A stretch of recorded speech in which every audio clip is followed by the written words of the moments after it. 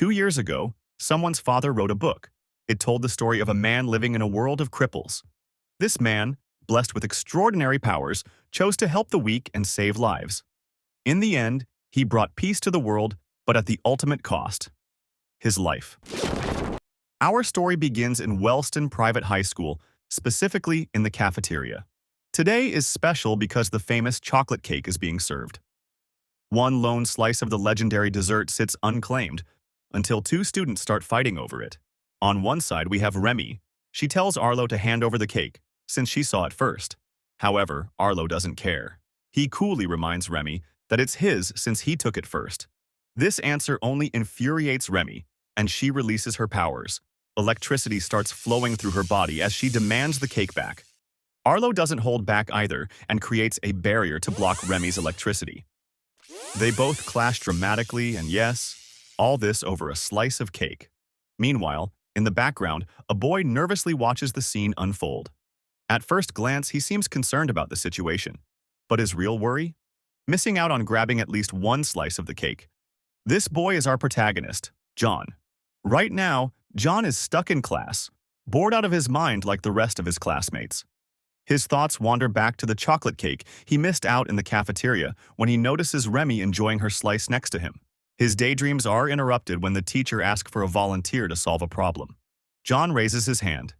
Is he about to show off his skills? Nope. He just wants to go to the bathroom. This clearly annoys the teacher. But he still lets him go. Before leaving, a classmate mocks John, but one piece of chalk thrown by the teacher decides to intervene. Well done, sir. You have my respect. On his way to the bathroom, John starts noticing a soft rumble coming from the other side of the wall. Great is his surprise when he sees a red-haired guy piercing through the structure of the building. Despite the chaos, and with his life at risk, John asks the injured classmate if he's okay. The red-haired guy stands up as though nothing happened, and we can finally see who threw him through the wall. Ison, an orange-haired guy with a not-so-happy expression, is the culprit of this chaos. And what caused this clash? A fight over a pen. First a chocolate cake and now a pen. Why am I not surprised? Despite his injuries, the red-haired guy decides to fight back, charging energy between his hands and releases a powerful beam. At this point, the only thing John can do to preserve his life is run and find another way to the bathroom. Good call, John. Otherwise, the story would have ended right here. John's life might seem very ordinary at first glance, but there's one big problem. In a world where abilities mean everything, he was born without one. John finally escapes the chaos and finds what he thinks is a safe path to the bathroom, or so it seemed. Just outside the bathroom door, he comes across two students. One of them is bullying the other, throwing punches as the victim cowers. John hesitates for a moment, watching the scene unfold. Despite being powerless, he decides to step in, before the situation escalates any further. With surprising courage, John pushes the bully back and firmly tells him to keep his hands to himself. The bully freezes, momentarily surprised. But then he looks at John, and his expression shifts completely when he realizes the school cripple was playing to be a hero. The sneer quickly turns into aggression as he lunges at John, ready to remind him of his place. The bully might be fast, but John is even faster. With a swift move, he deflects the bully's attack and counters with a perfectly aimed right jab to the bully's face. The force of the punch leaves the bully stunned. He clearly was not expecting this outcome. Then John notices something unsettling. A faint purple glow begins to emanate from the bully's body. His skin hardens, turning into stone, and his gaze becomes cold and menacing. John is unsure on how to handle this. He has already seen students nearly destroy each other over trivial things. But this is different. His life might actually be at risk. The bully starts rambling about the position a weakling with no abilities has in society, warning that if John keeps getting in others' way, he might end up dead. Meanwhile, we see the bully's victim has the ability to turn invisible. Without anyone noticing, he slips away from the scene. Not even a thanks? In a flash, the bully gets behind John and strikes with an elbow. Thankfully, John manages to block it with his arm. It seems the bully's ability isn't just about skin hardening. It's more of a self-enhancement power. The bully tries again to intimidate John, even demanding he beg for forgiveness. This only makes John laugh. The idea of begging someone so weak is a joke to him. He proceeds to list the names of the people he considers strong. Remy, Ison, Blake, the red-haired guy from earlier, and finally Serafina, a name we haven't heard in the story so far. This clearly infuriates the bully, but John doesn't flinch. He continues mocking the bully's ability, even says that without any power, he could easily defeat him. The bully charges at John, angered by his words. But John had been slowly moving toward the window. As the bully lunges, John swiftly grabs his arm, using his momentum to throw him out of the building. Once everything settles, John returns to his usual self, relieved and surprised that his mind games actually worked. His arm is broken and he'll need to visit the infirmary, but for some reason, that makes him more nervous than his earlier experience. John is now in the infirmary, and by the words of the doctor, he is a regular. Our protagonist looks more nervous than usual after hearing the doctor's words. Understandable. The doctor's attitude is very menacing, and he seems exhausted from dealing with John. At this point, he might even do more harm than good. The doc hands him a medicine to heal his arm. At least he's glad John pissed off only the stone guy and not one of the higher ranks of the school. Otherwise, not even the medicine would save him. John is about to leave, but one hand on his shoulder stops him. He won't go anywhere until the medicine takes effect. Meanwhile, on the rooftop of the school, a purple-haired girl is spending time chatting with someone. Her expression is very stoic until the person on the other side of the conversation asks her for help, which makes her smile slightly. Back in the infirmary, a girl shows up, annoying the doctor, thinking he has more work to do. She calls out to John, and we find out she's the same person from the rooftop earlier. Now, we learn two things. The purple-haired girl's name is Sarah, the same one John mentioned while mocking the stone guy, and she's been texting with John this whole time. John was going to stay at least 3 hours in the infirmary, and he was desperate to have some company. Sarah laughs and starts to leave for class, but John knows she never actually goes and begs her to stay. They spend time in the infirmary scrolling through their phones until John suddenly bursts out laughing like a maniac. Sarah asks him why he's acting like that. Wrong move, Sarah. This only makes John reveals the marvel contained on his phone. His score in Slappy Pig, but Sarah is not even impressed since her record is even higher. Suddenly, the whole school rumbles, cutting their free time short. We expect a sign of what's happening, but all we hear are the doctor's furious screams. He storms out of the room barking like an angry wolf. Apparently, another regular is causing a commotion somewhere else in the school. Before leaving, he warns John, "You better be here when I get back." John agrees, mentioning that he'll wait there with Sarah.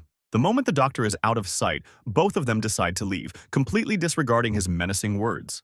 Outside of the school, we encounter the rock boy again. His irritation hides any sign of pain. His mind is clouded with thoughts of revenge against John, and by sheer coincidence, he appears right in front of him. Coming out of his hideout, the rock boy grabs John by the shirt and looks ready to start another fight. Yep, this guy never learns. However, this time John isn't alone. When the rock boy notices Sarah standing with him, his fighting spirit vanishes. Sarah only needs to say a couple words to make the bully shake like jelly. He tries to act tough, but it's clear how shaken he really is. Sarah grows tired of his rambling and, without moving a muscle, throws the rock boy around like a rag doll. The force of the throw is so great that he slams into the wall and his ability starts to fade. Not tired of being beaten twice in a row, the bully tries to strike Sarah, but she dodges effortlessly, and with a soft hit behind the neck, rock boy falls unconscious. Sarah then leads the way out of the school as though nothing happened. She seems very used to dealing with people like him. We go back inside the school where the doctor is dragging Blake and Eisen. It seems the rumble was caused by a fight between the two of them. The doctor gives them a stern lecture about their behavior between classes. Despite this, they can't help but fight again over a stupid pen, which only annoys the doctor even more. Amidst all the chaos, the doctor notices someone missing from the infirmary. His expression makes it clear. It can only mean one person. Meanwhile, in a cafe, John narrates his life-risking experience of defeating the rock guy by throwing him out of the window. Sarah ends up laughing and mentions that living constantly on the edge must be fun. John's expression changes slightly. He just wants to have a peaceful life. He thinks that fighting over everything isn't the right way to live. Sarah disagrees, saying there's no point in proving yourself to someone weaker than you. John argues back, saying that the stronger aren't always right and using force to back up your point is pathetic. This statement unintentionally hits a nerve with Sarah. It was expected. After all, Sarah was born strong, and as a high tier, she has no real understanding of the life of those beneath her, especially John's. Suddenly, the news interrupts their conversation. It is mentioned that a group called Ember has left many victims on their way, and the last one was a vigilante. And apparently, that group's next destination is the city where John lives. Sarah breaks the silence, stating that those self-proclaimed heroes or vigilantes should mind their own business if they don't have the strength to back it up. On the other hand, John thinks they were just trying to help others. Let's take a step back, a year into the past, when John first transferred to Wellston Private High School. Countless sleepless nights, hours of studying, grueling exams. John did everything he could to get into Wellston, hoping that it could be different. A kind girl called Elaine approaches John trying to spark an innocent conversation between classmates.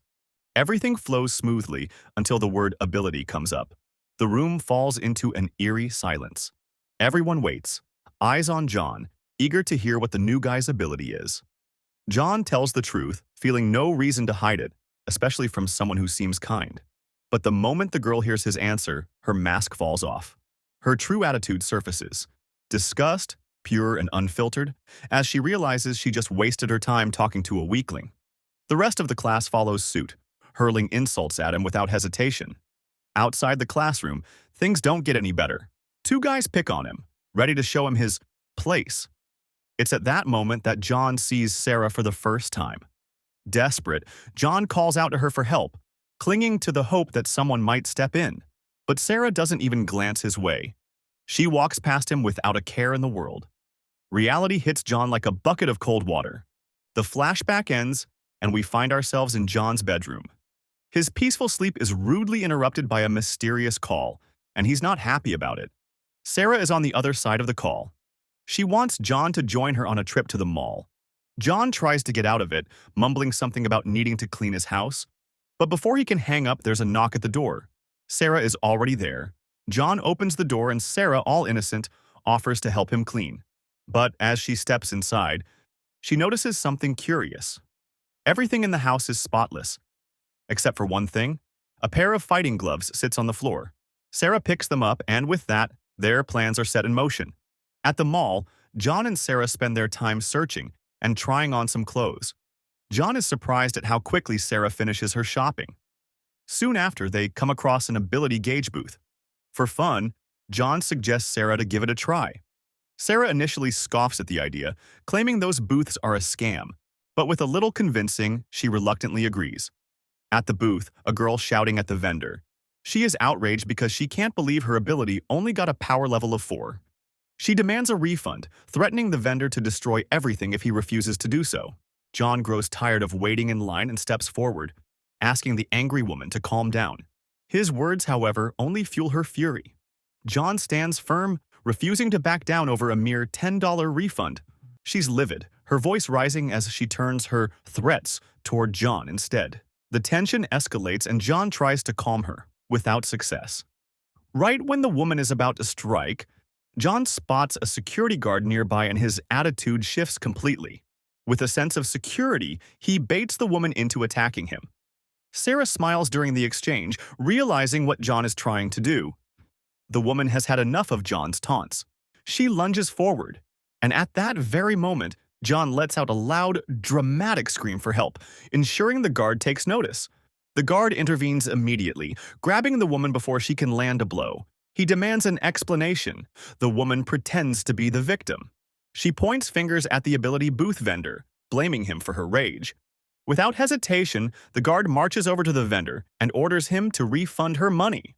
To John's frustration, the guard even threatens the vendor, giving him an ultimatum. This attitude annoys John. It's the same everywhere he goes. The strong always forces its way with bare force. Once the woman finally leaves, Sarah steps up to the ability gauge booth. The vendor seems nervous but processes her request. Moments later, the results appear. The vendor is surprised since Sarah got an ability level of 8, which means she is really strong. And as a reward, she receives a plush teddy bear. The vendor turns to John next, offering to measure his ability too. John waves it off, laughing nervously since he has no ability. The pair exits the mall, and the streets are already cloaked in darkness. John suggests taking a detour since the bus station is crowded and Sarah goes along with it. As they walk, Sarah teases John about his earlier antics. "I really thought you were going to start a fight back there," she says with a smirk. But the ending was anticlimactic, since he ended up screaming for help. John's thoughts are still wandering on the previous scene. The vendor was not wrong, but he ended up losing the money simply because he was weaker. Sarah tries to cheer him up, saying that at least he did not break his arm this time. Suddenly, John perceives a strange presence. His eyes dart around the dimly lit street, and without an explanation, he grabs Sarah and pulls her into a run. Sarah looks confused and doesn't understand why John is acting like that. They end up hiding in an alley. John reaches into one of their shopping bags. He pulls out a shirt and tosses it into the air. To their surprise, the shirt doesn't fall to the ground. It hovers, suspended in midair. "It's invisibility," John mutters, barely finishing his sentence before Sarah activates her power. The streets turn gray and time freezes. Moving forward with precision, she delivers a powerful kick to the space beneath the floating shirt before the world starts moving again. The guy flies away upon getting hit, and Sarah, looking noticeably drained, tells John to better get out of there. I wonder, where have we seen someone with an invisibility power? Outside of John's house, the streets are silent, shrouded in deep night, with no sound to be heard. John and Sarah return safely from the mall after their uncomfortable encounter with the invisible man. Sarah still can't wrap her head around what just happened. John dismisses it, suggesting it was probably someone trying to mug them, but he admits it was more than enough excitement for one day. Sarah watches John with a serious gaze, sensing something isn't quite right. Finally, she speaks, asking how he knew they were being followed. John waves it off, replying casually that it was just a gut feeling.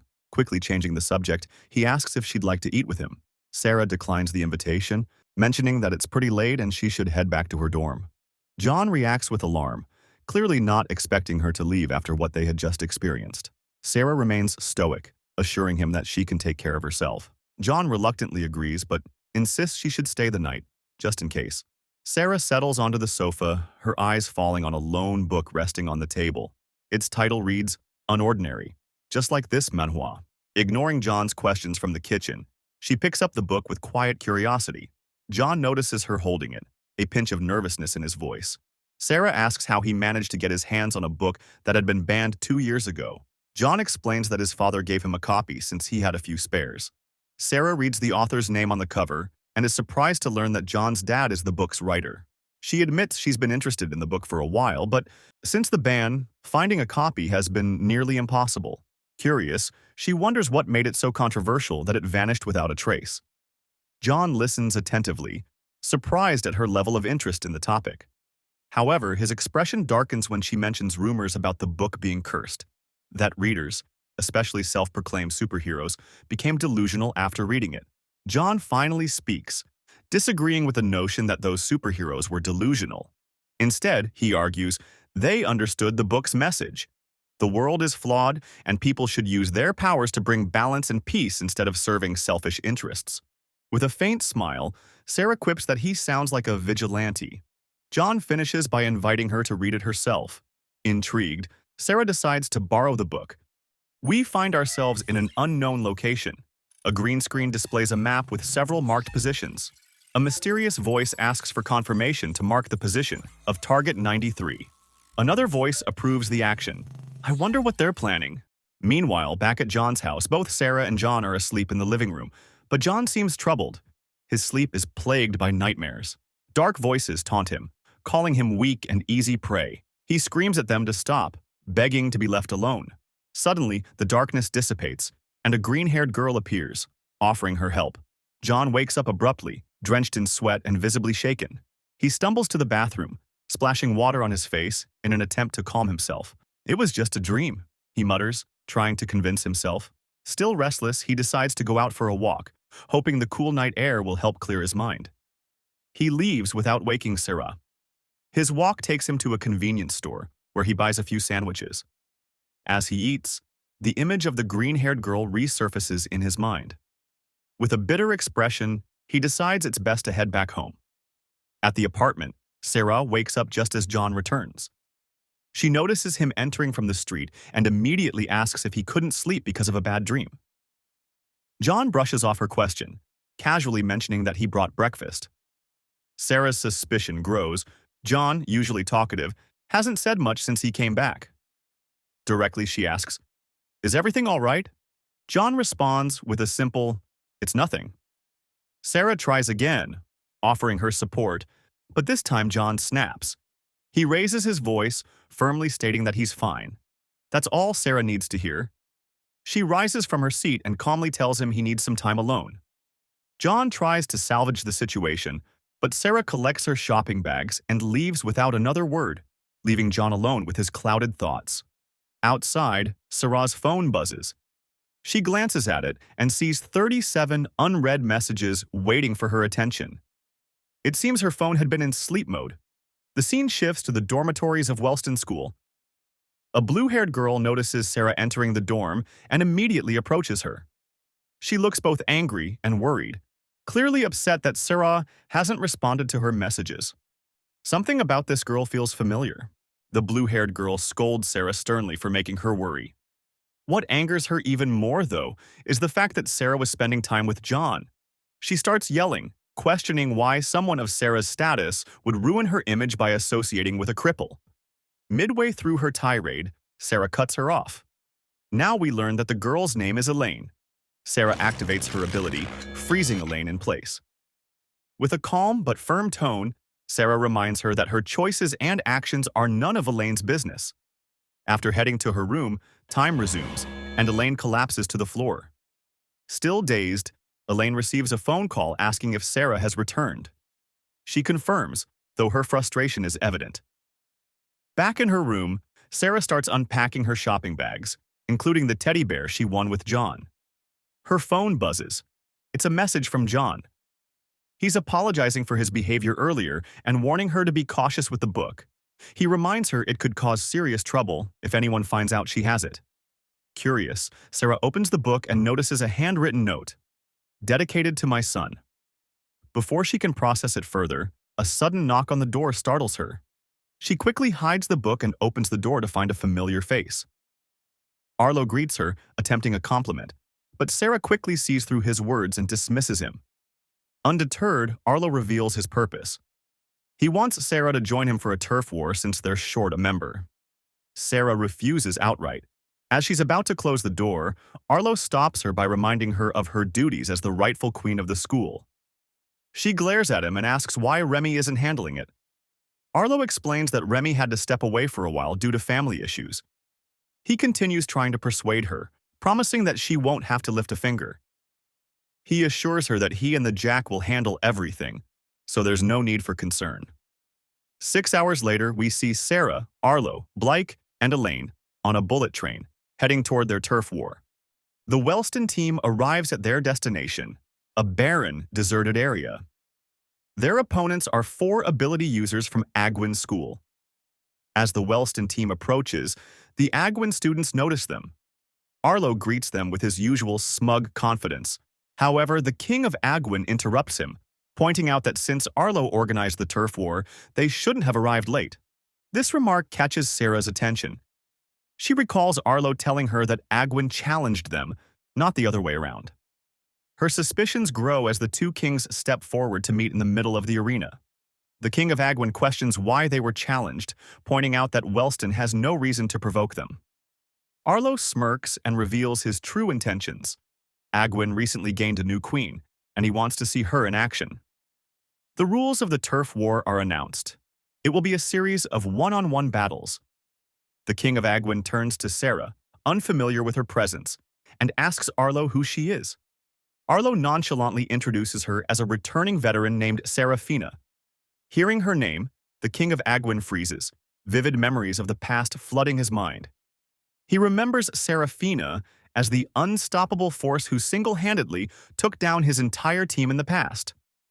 While the Agwin king is lost in thought, Arlo seizes the moment to officially start the turf war. The Jacks from both schools step forward, ready to begin the first match. Agwin's Jack lunges at Blake with impressive speed. Blake steps back, keeping his distance and launching energy balls to hinder his opponent's movements. Agwin's Jack expertly evades by leaping into the air, aiming to close the gap. As he descends, Blake uses his energy beams to propel himself backward, narrowly avoiding the strike. Amid the debris, Blake fires a powerful energy beam at his rival. Agwin's Jack jumps to avoid the attack, but sustains an injury to his leg in the process. The Agwin king takes notice of the injury, and Blyke, now irritated, presses the advantage. Agwin's Jack, realizing he needs to get close to stand a chance, hurls a rock at Blyke. Blyke destroys the rock midair with his energy balls, creating a thick cloud of dust. With visibility obscured, Blyke seizes the moment. He appears beside his rival in a flash, charging an energy beam. The injured Jack knows he can't avoid the attack and braces for the worst. Just before Blyke fires, the king of Agwin calls off the fight. Recognizing the futility of continuing, he declares their loss. Though humiliated, Agwin's Jack reluctantly accepts his leader's decision. The Queen of Agwin then steps forward confidently, announcing that she will handle the rest of the battle herself. Blyke is declared the winner of the first encounter, but the battle is far from over. Agwin's queen steps forward, ready for the next match. As the fight begins, Blyke launches a series of energy balls toward her, each one hitting its mark and kicking up a dense cloud of dust. When the dust settles, the queen's ability is revealed, a pair of spider-like claws protruding from her back, shielding her from the attack. Without hesitation, the claws lash out toward Blyke. He skillfully evades, propelling himself with energy beams to maintain his distance. Despite his efforts, the relentless claws keep attacking, leaving him unable to approach. Frustrated, Blyke attempts to maneuver closer, but two of the claws strike him directly, slashing deep wounds into his chest and leg. The queen smirks as a third and fourth claw emerge from her back, joining the fray. She launches a synchronized attack with all four claws. Blyke narrowly evades, using a burst of energy to propel himself away. Finally, he closes the gap and prepares to counterattack. But just as he's about to unleash his power, a fifth claw pierces his side, halting his momentum. The queen uses her claws to hurl Blyke across the battlefield, sending him tumbling to the ground. From the sidelines, Sarah glances at Arlo, wondering why he hasn't stopped the fight yet. Blyke struggles to his feet. Despite his injuries, he tries to act tough and asks the girl, how many claws does she actually have? The queen dismisses his question with a bored expression and mentions that he probably won't be called back by his team until he gets knocked down. Growing impatient, the queen decides to end it. With all 5 claws, she launches a final, devastating attack. Just as the claws are about to strike, Sarah steps in and stops the fight. She declares the match over, handing the victory to Agwin School. Sarah turns to Elaine, instructing her to tend to Blyke's injuries. She's been absent from turf wars for only 1 semester, and she can't believe Arlo has been managing them this way. She moves to step into the next battle, but Arlo blocks her path. With a confident smirk, he says, Blyke and I are going to take care of this. Just sit back and watch. Agwin's king congratulates the queen but warns her not to let her guard down. He reminds her that Wellston is ranked #1 in turf wars, having never lost a fight. Agwin's queen tells him not to worry, saying she won't play anymore. The next match begins, this time between Wellston's king and Agwin's queen. The girl releases her 8 spider claws at once, launching them at Arlo. He remains still, creating a barrier to block the attack. The queen notices Arlo's strategy and decides to change her tactics. Using 4 of her claws, she leaps into the air, searching for a weak point before attacking again. Arlo blocks her effortlessly, not even breaking a sweat. The queen begins to notice cuts appearing all over her body.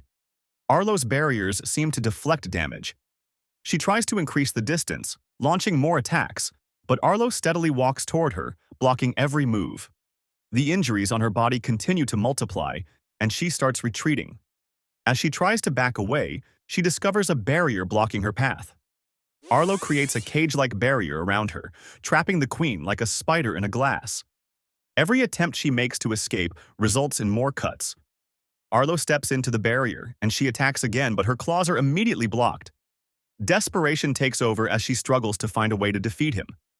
Standing directly in front of her, Arlo calls her a disappointment. He mocks her, saying he'd heard so many good things about her but sees nothing special. Enraged, Agwin's queen tries to slap him, but she misses. Arlo grabs her hand and begins choking her. Agwin's king calls out to his queen, admitting defeat in the match. However, Arlo doesn't release her and continues mocking her attacks as weak. Agwin's king grows desperate, pleading for Arlo to stop, but he doesn't. Unable to watch any longer, Agwin's Jack rushes at Arlo, only to be immediately stopped by another barrier and end up full of scars. Arlo smiles at Agwin's king, knowing there's nothing they can do to save their teammate. But then, Sarah steps in and commands Arlo to stop. Arlo gazes at Sarah, thinking he won't take orders from someone who just returned to action.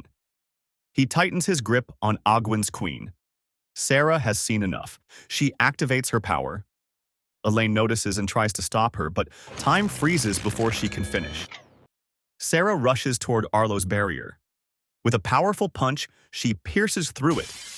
The attack reflects back, causing cuts to appear all over her arm. However, Sarah has another technique.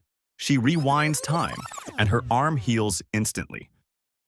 Arlo feels the pain from his barrier being pierced and releases Agwin's queen.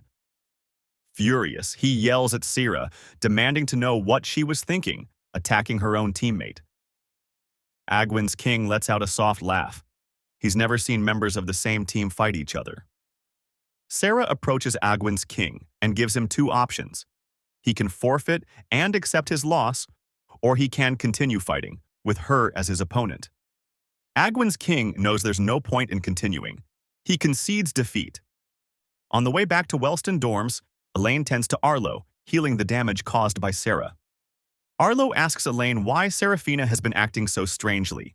Elaine admits she doesn't know. Nothing she says seems to get through to her anymore. Frustrated, Arlo asks what the point is of having Sarah as her roommate if she can't keep an eye on her. Elaine finally speaks. It's all because of John, she says. She explains that Serafina used to focus on being perfect until she started hanging out with John. Now, Sarah is completely different from the person everyone once idolized. Elaine adds that Sarah even stayed at John's place last night, which intrigues Arlo. He tells Elaine to keep a close eye on Sarah and report anything suspicious. As for John, Arlo plans to deal with him personally. John walks down the street when the news catches his attention. Another victim has been found, marked with the Ember logo. The victim, a vigilante, was found in the South Wellston area. John notices that the attacks are getting closer and closer. The news continues, revealing that those killed by Ember were known as high-tier vigilantes. They then show public opinions about the fallen vigilantes. Most people consider them lunatics who cause trouble and are just waiting to be killed. John keeps walking, ignoring the news. Back at Wellston, Blake is calmly heading to class when Ison sneaks up on him, giving him the scare of his life. Ison laughs upon seeing the scars all over Blake's face and asks if he got beaten up in the turf war. Blake retorts, saying at least he's strong enough to be in one. Ison responds, claiming he could be in a turf war too, but he's not into that stuff. Okay, dude, whatever you say. Blake mentions that Serafina was at the last turf war, which surprises Ison. Ison asks what happened, and Blake tells him that Serafina actually attacked Arlo. However, Blake stops mid-sentence, realizing he's not supposed to talk about it. Ison, sensing Blake is hiding something, says he'll feel better if he confesses and promises to keep it a secret. Meanwhile, John has returned to school, stressed, because he forgot he had a history exam. He bumps into Arlo in the aisle, still distracted. John apologizes, apparently unaware that Arlo is the king of Wellston. Arlo's classmate grabs John, demanding a proper apology. John, confused, wonders what the guy wants from him. Maybe he wants an apology too. He asks to be let go, explaining he has a test in 10 minutes. Arlo intervenes, telling his classmate to let John go. Arlo wishes John good luck on his exam, and John hurries off. Why do I feel like Arlo is about to do something? Arlo's classmate reminds him that John is the cripple Arlo was looking for. However, Arlo simply asks if his classmate noticed anything odd about John, to which the classmate denies. Arlo continues, asking what he would do if he were a weakling and bumped into the king. The classmate responds that, of course, he would be careful to avoid getting beaten up. Arlo thinks exactly the same. However, when John bumped into him, there was no sign of fear in his eyes. This attitude sparks a sense of curiosity in Arlo towards John. Meanwhile, on the school's rooftop, Sarah sits playing a game on her phone. Upon reading the word perfect, we dive into her memories. For as long as she can remember, she was taught to be perfect. Phrases like, "You are not like the others," "You were born gifted," and "You will rise above your peers" were constantly drilled into her. She had to be stronger and smarter than everyone else. She had to be perfect. But when perfection becomes an expectation, it's no longer an achievement. Sarah stopped living for herself. Her only role was to be perfect. We return to John and Sarah's first encounter. John, backed up against a wall, listens to his two bullies lecture him about hierarchy in Wellston until he notices Sarah. In his desperation, John calls out to her for help. The bullies laugh at him for not understanding his place. A weakling like him should never speak to the queen. One of the bullies gets frustrated by John's defiance and throws a punch. However, John manages to dodge it. At that moment, needles fired by the other bullies start hitting John. Sarah watches the scene unfold, and even she thinks two bullies against a cripple is overkill. Despite being a cripple, John avoids the bullies' punches and manages to land a knee to his stomach. John then uses the other bully's surprise to charge at him. He grabs him and tries to apply a hold, thinking he has a hostage to stop the other bully. But the other bully doesn't care and charges at John again. John, realizing his strategy failed, pushes his hostage toward the other bully and makes a run for it. As he's about to leave, John and Sarah lock eyes. John thanks her for not lifting a finger. Sarah is lost in her thoughts, still remembering the encounter with the cripple. The teacher calls her to collect her test, snapping her back into reality. A perfect score, as always. Her classmates voice their opinions aloud, saying that everything is too easy for her. However, they don't know that Sarah worked hard to be in this position. She walks down the aisle, hearing the expectations of other students, but they fall silent the moment they see her. In another aisle, two students mention that today they're serving the famous chocolate cake, and John can't wait to have a taste of it. In the cafeteria, John happily walks with a slice of chocolate cake in his hands. However, someone calls out to him. When he turns around, he sees Sarah again, but this time she's asking him to give her the slice of cake. John immediately refuses to follow the order. He doesn't care if she's the queen or whatever. He earned that slice and it belongs to him. Sarah extends her hand, her voice sharp as she threatens John, telling him not to make her repeat herself. John feels the weight of her presence. Nervously, he moves the cake toward her hand, but in his shaking state, he ends up dropping the cake. Sarah freezes for a second, trying to process what just happened. Her fury begins to boil, and she loses awareness of her surroundings. In a flash, she activates her powers and strikes John, sending him flying into a wall. She approaches him and gets down to his level.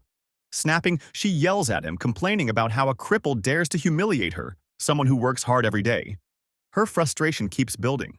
She slaps John, trying to understand how someone so weak acts as though he owns the place without understanding his position. At the end, it's not about the cake. She's angry because someone like John has more freedom than her. We return to the present, where Sarah is chatting with John about his failed exam.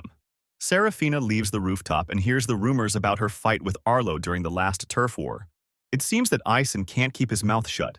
Sarah continues to hear comments about her lack of respect for the rules and her appearance. But when the students notice her, the whole aisle falls into silence, and a smile creeps onto her face. For the first time, she feels truly happy, finally free from everyone's expectations. We are now at John's place. It seems that John was working out until somebody calls him. It ends up being his dad. Upon answering the call, his dad asks him how everything is going. You know, dad stuff. However, he also warns him to be careful since a group called Amber is causing trouble around his area. His dad really means it and tells John not to do anything stupid. I wonder what he means by that. The call ends faster than expected since John's dad's editor is calling him. At the Wellston dormitories, we see Sarah reading Unordinary, the book John lent her. She closes it and leaves it on the bed before heading out for a walk. When she's about to leave, she meets Elaine. Elaine cheerfully offers her a glass of orange juice made with fruit from her family's farm. Sarah accepts the offer, but says she'll have it later since she's about to leave. Sarah walks down the street thinking about the book's contents.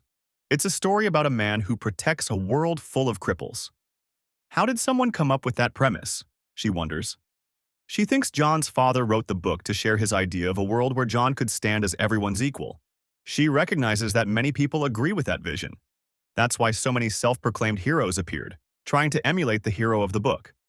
It's no surprise the authorities banned the book since it goes against the structure of the current society.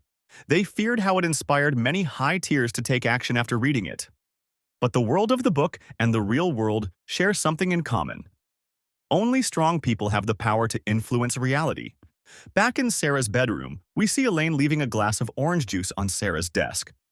As she turns to leave, she notices the book resting on the bed. Sarah returns from her walk and notices the orange juice on her table. She also notices the book on her bed and realizes she really messed up. On the other side of the bedroom, Elaine is researching the book.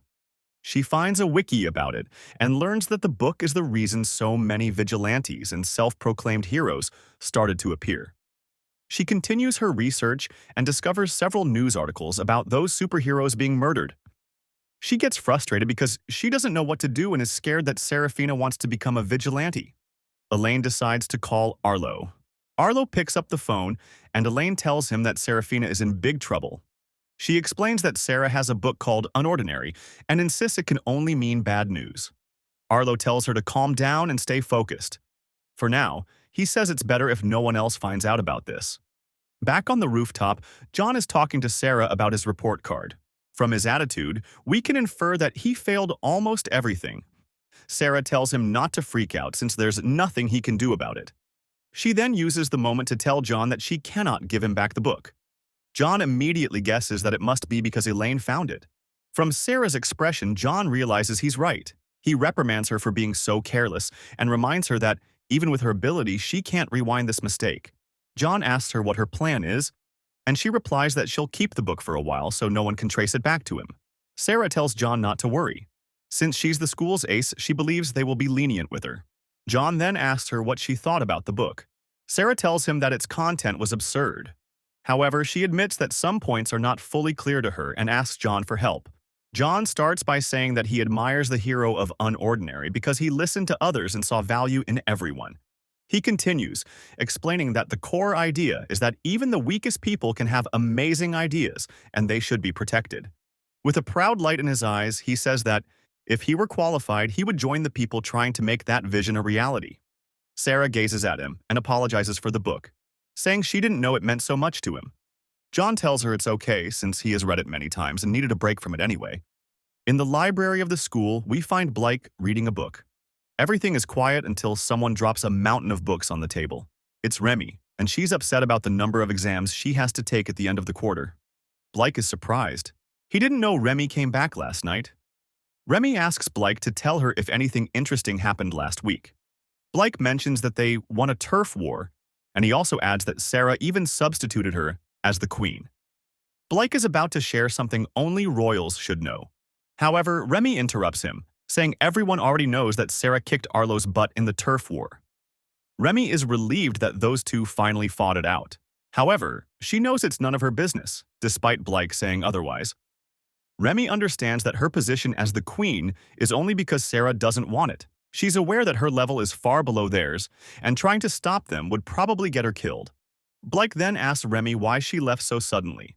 Remy's attitude changes and pain fills her eyes. She finally reveals she attended a funeral.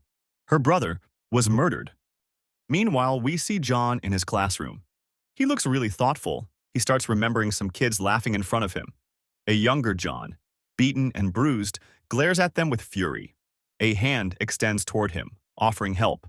It's the green-haired girl again. Suddenly, the teacher's voice snaps John back to reality. He stands up and collects his grade report, and it's not as bad as he was expecting.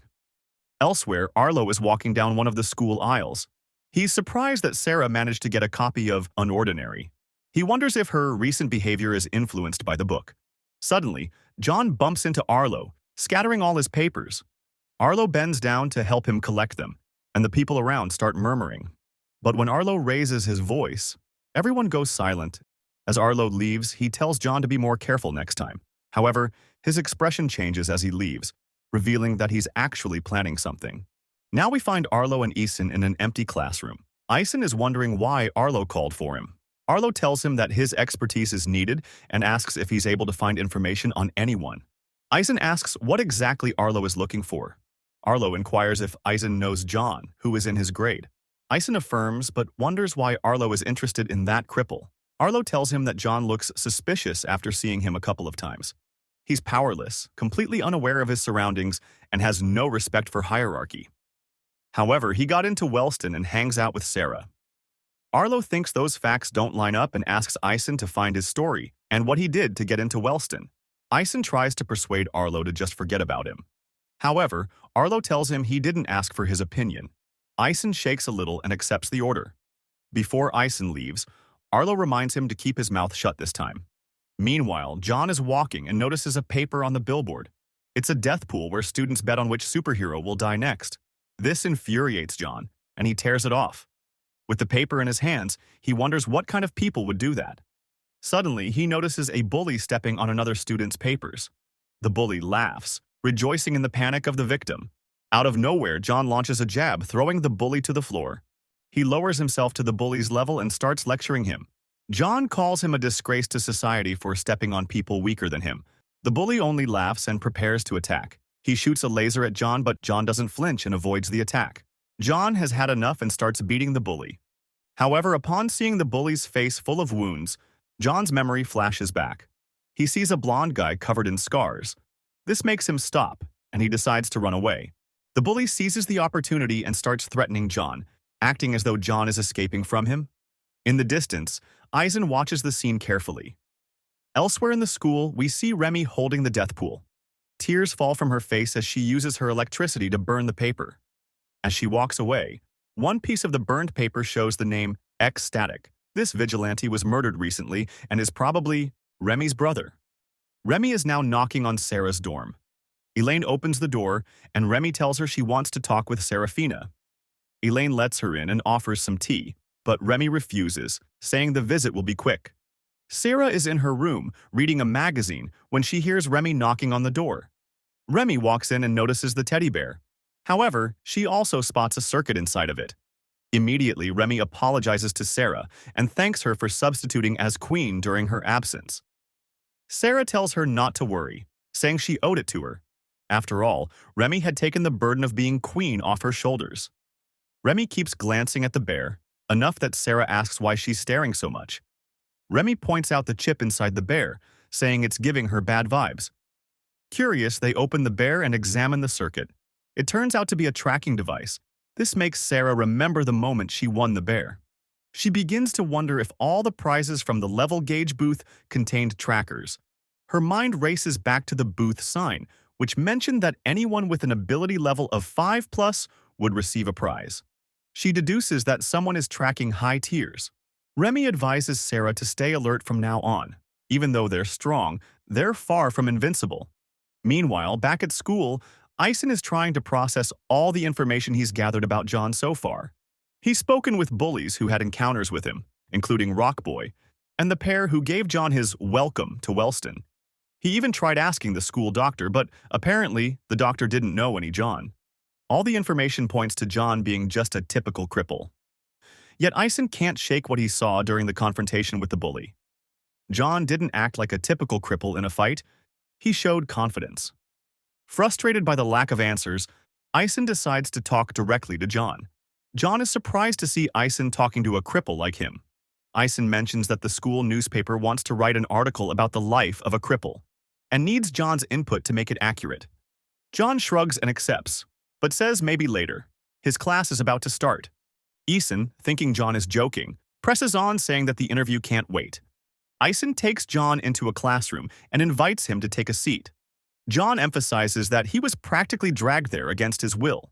Ignoring the comment, Ison insists he sit. Ison explains that he's writing the article to bring attention to the struggles of low tiers and urges John to speak with full honesty, holding nothing back. John is surprised and happy at the comment, unaware of Ison's true intentions. The interview begins with Ison asking where John is from. John replies, New Boston, surprising Ison since it's quite far from the school. Ison then asks if that's where he went before transferring, but John corrects him, saying he was homeschooled and Wellston is his first real school. So, what made you switch? Ison asks. John explains that he was curious to see what a real school was like, but his dad had been a bit protective of him, which delayed his chance until now. Ison continues, asking how his experience at the school has been so far. John responds that it's been pretty bad, to say the least. When prompted to elaborate, John states that low tiers have no rights and must stay alert at all times since everywhere is a danger zone. John is surprised by how much Eisen is writing but doesn't realize that Eisen is actually doodling a silly scene of himself defeating Blake and impressing Remy. Eisen proceeds to ask how John manages to survive in such an environment. When John begins to answer, Eisen cuts him off, asking him to focus specifically on his own actions. John explains that he tries to walk on the edges of the hallways and stay quiet to avoid drawing attention to himself, though Eisen suspects he's lying. John eventually says the article should emphasize the importance of accepting people's differences. However, Eisen abruptly stands up, cutting John's speech short. Eisen reminds John that he still has many questions left to ask. He asks how John chose Wellston as his school. John replies that Wellston has one of the best academic programs in the nation. Feeling uneasy, John notices that the interview has shifted into more of an interrogation. Eisen comments that Wellston is also renowned for its high-tier abilities, making it a risky choice for a cripple like John. John admits that he assumed academics would be more valued than fighting, but Eisen dismisses this as short-sighted, although expected from someone inexperienced in such environments. Eisen then brings up John's father, striking a nerve. He asks if John's dad ever warned him about the challenges of the school. Eisen continues, suggesting that attending a closer school might have been a better first step instead of jumping into Wellston. He speculates that perhaps John's father had already tried that, but for some reason it didn't work out. John finally snaps. Grabbing Eisen by the shirt, he demands that he stop prying into his life. John reminds him that the purpose of the interview was to discuss his struggles as a low tier, not to be interrogated. With surprising strength, Eisen grabs John's arm and calmly remarks that John is very lucky to have Serafina on his side. Effortlessly, he removes John's hand from his shirt. Picking up his folder, Eisen thanks John for the information before leaving the empty classroom. It seems Eisen now plans to dig into John's past in New Boston. We find Eisen scrolling through pictures from New Boston High School. Suddenly, he spots John's picture among the files. Eisen abruptly stands from his chair, making a lot of noise and drawing attention. Blake, annoyed, tells him to keep it down to avoid getting kicked out of the library. Ignoring the comment, Eisen excitedly calls Blake over to show him his discovery. He points at John in the picture, but Blake looks confused, not even recognizing who John is. While Eisen keeps praising himself for uncovering something significant, Blake wonders why he should care about John. Frustrated, Blake asks why Eisen is stalking John. At this, Eisen suddenly remembers Arlo's strict warning to keep quiet. Snapping out of it, Eisen dismisses Blake's question with a curt, "That's none of your business," which irritates Blake further. Blake, who wasn't even interested at first, now feels insulted at being dragged into the matter, only to be dismissed. Later, Arlo and Eisen finally meet after some time apart. Arlo remarks that Eisen better have some valuable information after all this time. Confidently, Eisen takes out a file and begins his report. He explains that he's been observing John's behavior for several days, and John himself admitted that he was homeschooled and had no ability. Eisen notes that when John was asked about low tiers, he avoided speaking about himself, and his answers didn't align with his actual behavior. Initially, Eisen thought John was just clueless and acted that way out of ignorance. But when the topic of his past came up, John became extremely defensive and even attacked him. Eisen then presents Arlo with a picture of John and his class from 2 years ago. Arlo is surprised, remarking how unrecognizable John looks compared to now. Eisen continues, pointing out that John doesn't care if he bumps into someone and talks to high tiers without hesitation. He adds that if it weren't for John's claim of being a cripple, he would assume John had some kind of ability. Arlo listens intently, then surprises Eisen by tearing up the file he had just handed over. When Eisen offers to continue researching, Arlo stops him saying that he's done enough, and from that point he'll take care of John. Meanwhile, back at the Wellston dormitories, Elaine is doing some homework when her phone buzzes. She checks it and finds a new message from Arlo. Elaine seems happy as she picks up her phone, likely feeling something for Arlo. However, her expression darkens when Arlo asks her to inform the headmaster about what she found regarding Serafina. Later, over the school speaker, Sarah is called to the headmaster's office. Elaine waits outside the office, worried about what she's just done. Suddenly, the door opens, and Sarah appears, surprising Elaine. Sarah looks at her, but Elaine quickly avoids her gaze, feeling ashamed. Inside the office, Sarah is greeted by the headmaster, who invites her to sit. He asks her to relax, noting that even he's starting to feel nervous. Next, he introduces a woman present on behalf of the authorities. The headmaster tells Sarah that the woman is there to ask her a few simple questions. The interrogation begins, with the woman stressing that Sarah must be completely honest since any lie will be detected and could result in her expulsion from Wellston. The woman asks if Sarah has a book called Unordinary, to which Sarah replies affirmatively. "How long have you had the book?" the woman asks. Sarah answers that it's been about 12 days. Things begin to feel more serious as the woman asks how Sarah got the book. Sarah becomes nervous, not wanting to involve John. She starts analyzing the woman's power, and from her expression, she deduces that it must only be a lie detection ability, so her thoughts are safe. The woman, growing impatient, demands an answer. Sarah finally speaks, explaining that after leaving the mall, she felt like she was being followed by an invisible entity.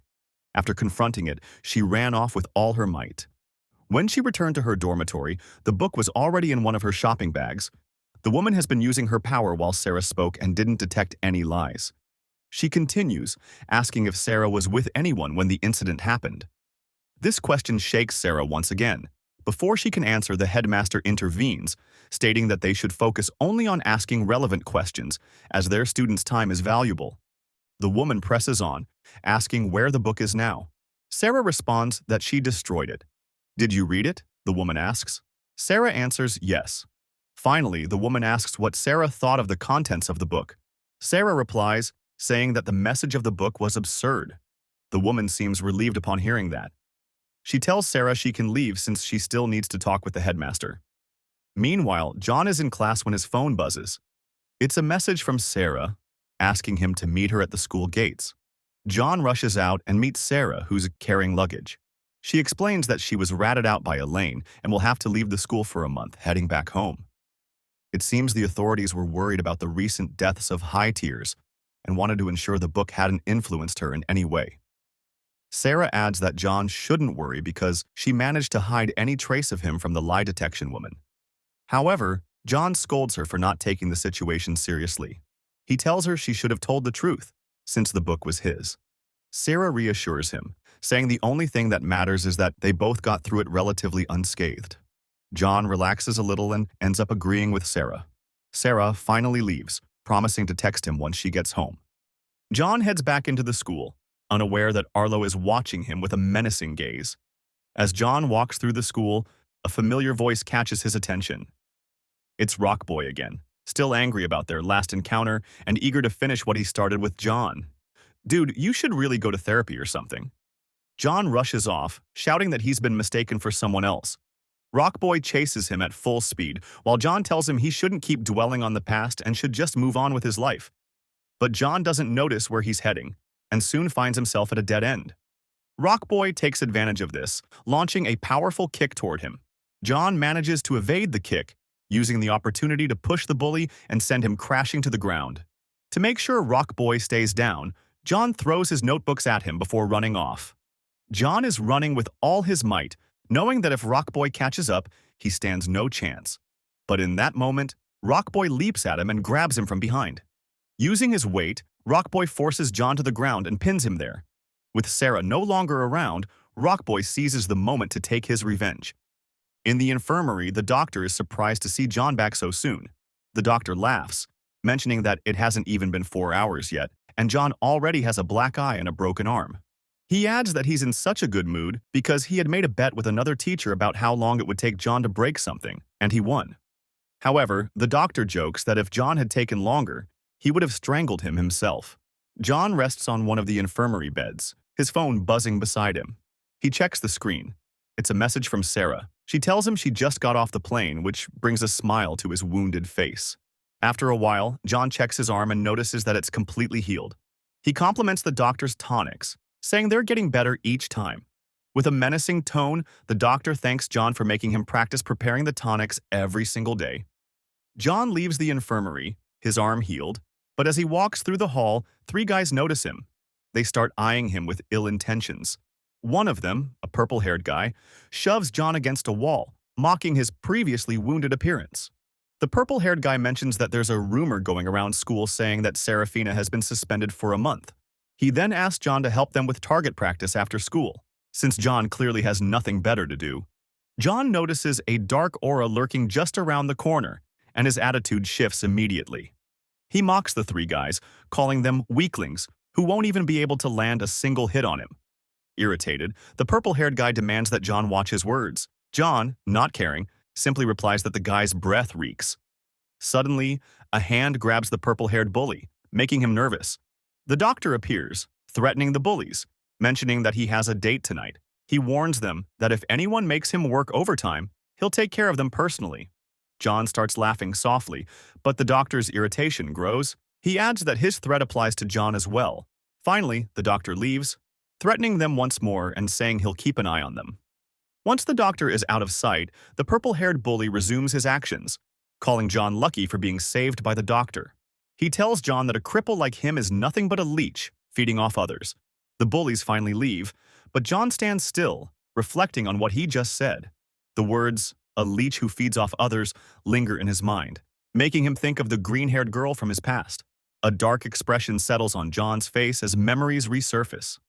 The scene shifts to Serafina's house. Upon arriving, Sarah greets her mother. Her mother simply calls her name from upstairs. In a flash, her mother comes down from the second floor and immediately slaps Sarah. It seems her mother possesses some sort of time manipulation ability as well. She scolds Sarah, warning that if she keeps becoming more reckless, she'll end up as the failure her older sister was.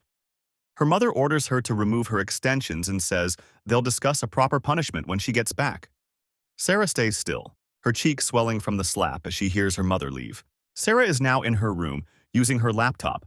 Her phone buzzes, and upon checking, she sees a message from John asking if she has time to talk. John calls her, but when she picks up, he answers with an unusual "hi." Sarah mentions that he sounds weird. John explains that he was just surprised to hear her voice since it's been a while.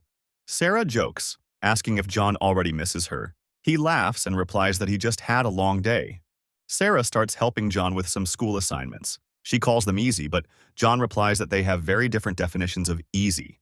John asks how everything is going, assuming she's having a great time with her family. She stoically responds that it's almost the same since her parents left for a business trip. She's practically alone, playing video games all day. Sarah tells John she found a new game, but he better hurry with his homework so they can play together.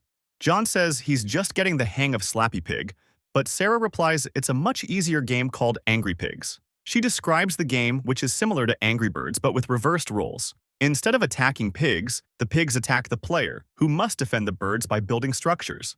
John ends up confused, unsure if the game is for him. They play together, but every one of John's attempts ends in a game over, which drives him crazy. He refuses to give up, but Sarah reminds him that he has school tomorrow, and it's already 2 a.m.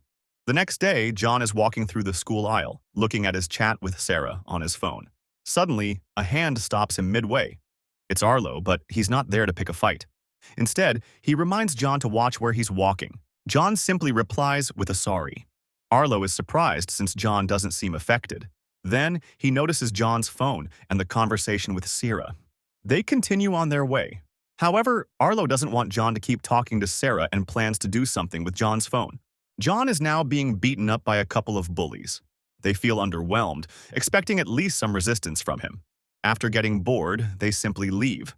In the infirmary, the doctor lists John's broken bones, surprised since John has broken his record.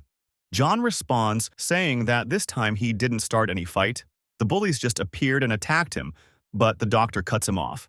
He says he's tired and that by now, John should know how to avoid these situations. John tries to grab his phone, remembering that he hasn't texted Sarah yet.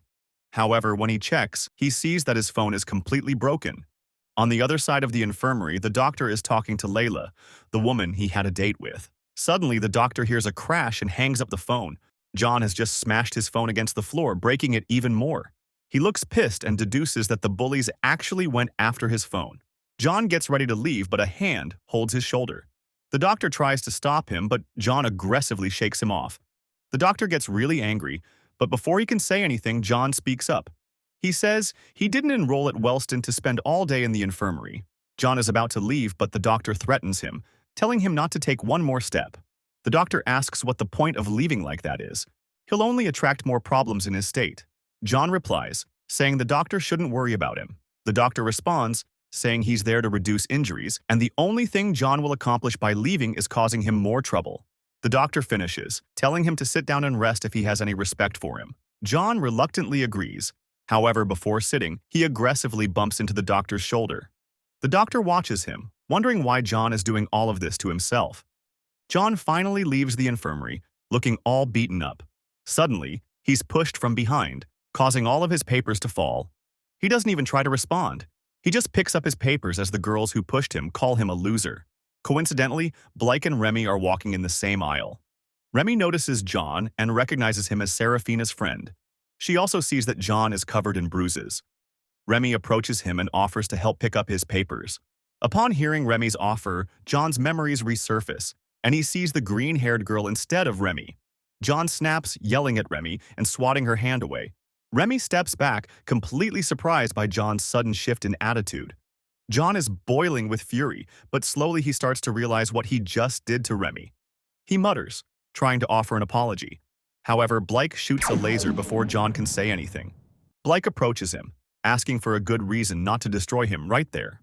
John tries to explain himself, saying he mistook Remy for someone else.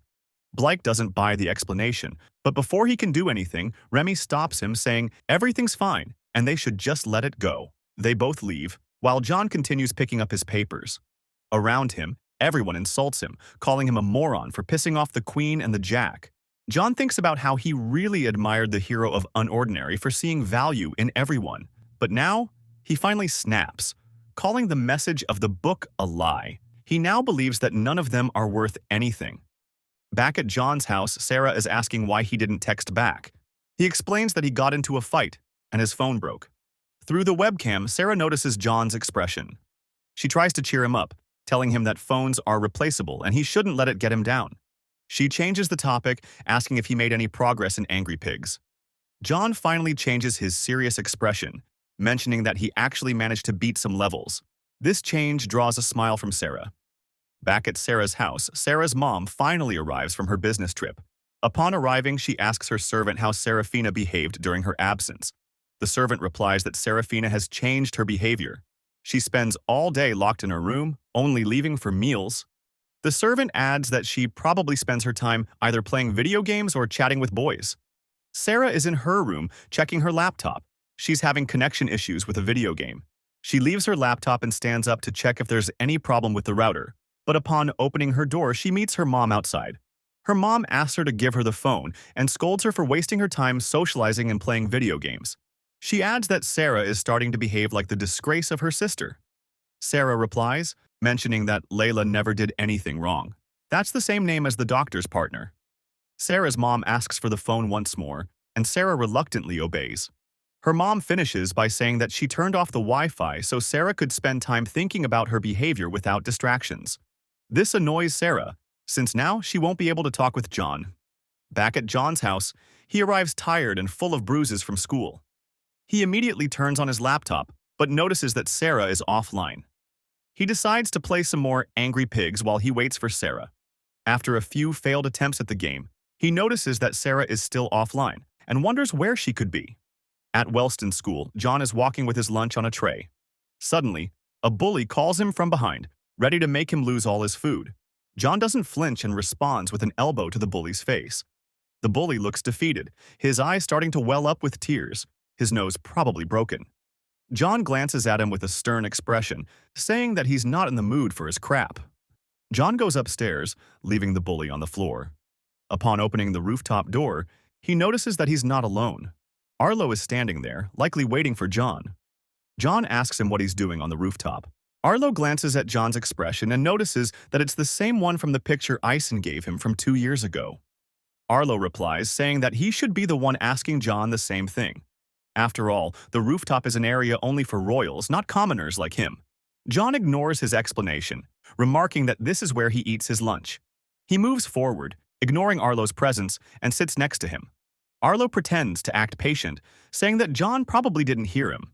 However, John remarks again that that's where he sits. Arlo starts getting pissed at John's behavior and asks him if he's not afraid. John replies, mentioning that he sees no reason to be afraid.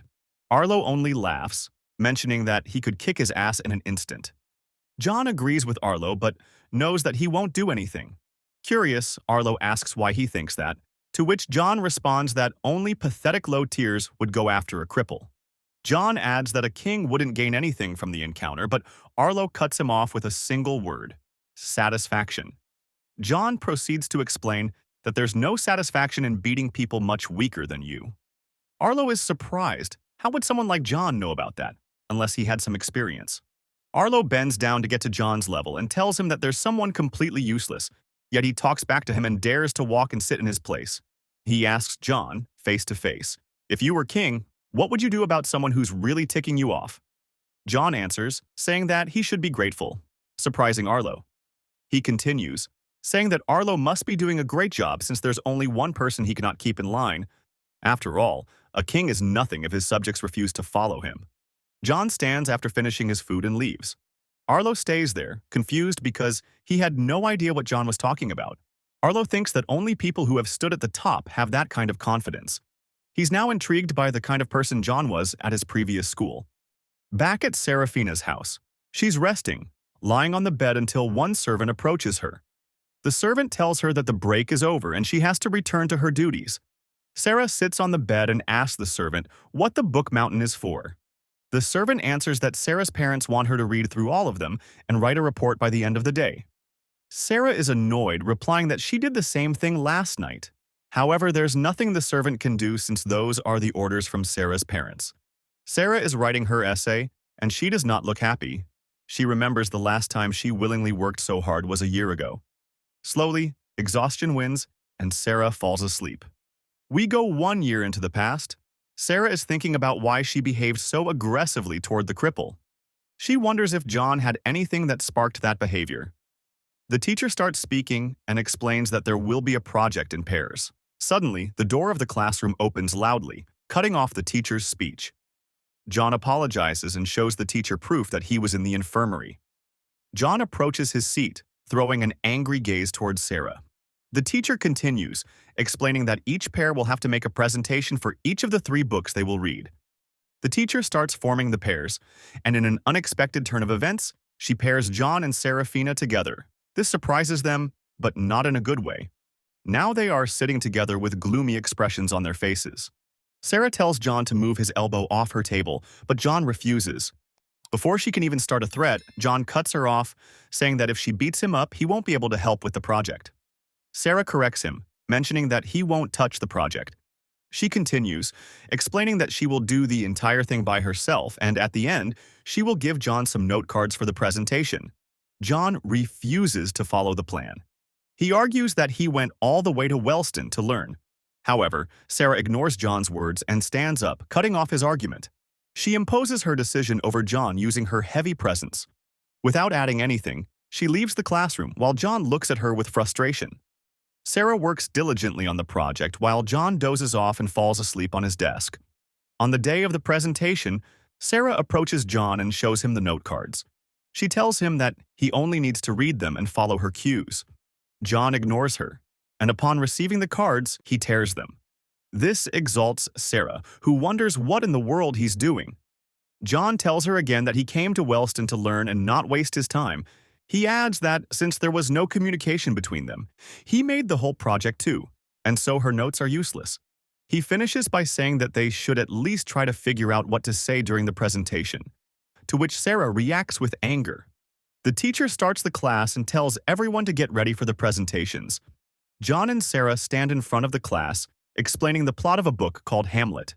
So far, everything goes smoothly, and now she gives John his turn to talk. She will give him one and only one opportunity. John starts giving more details about the book with confidence in his words. However, Sarah starts hearing things that are completely different from the actual plot. Sarah, frustrated, wonders if John even managed to read the latter half of the book. Sarah finally receives her grades, a B-. For her, that grade is a low blow to her image. But on the contrary, for John, it's a reason to celebrate. Sarah stands from her seat, and the teacher asks where she's going. Sarah replies, the library, while John watches her, wondering what's with her attitude. After class, John walks down an aisle and starts hearing the opinions of other students about Sarah. Practically all of them make fun of her for getting a B-. even adding that she's a disappointment. John listens attentively, thinking that even someone like Sarah has to go through these kinds of things. In the library, Sarah is checking some books until someone calls her. She lifts her gaze, only to find John. He asks her to work together this time so they do better in the next presentation. She aggressively stands from her chair and forces John against a wall.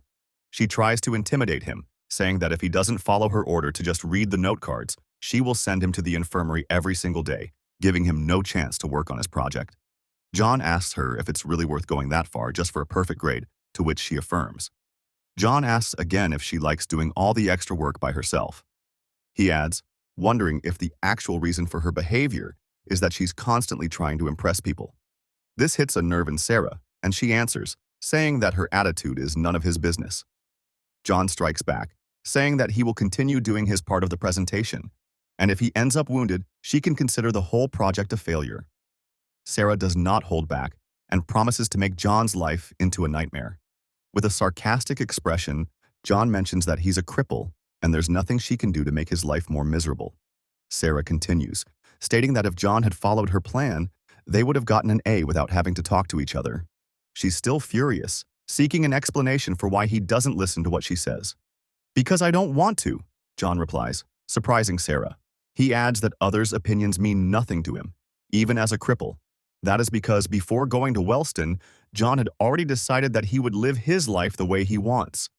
Sarah is shocked upon hearing John's answer, still with an angry expression all over her face. It is already night at the Wellston dormitories. Sarah lays on her bed, unable to sleep.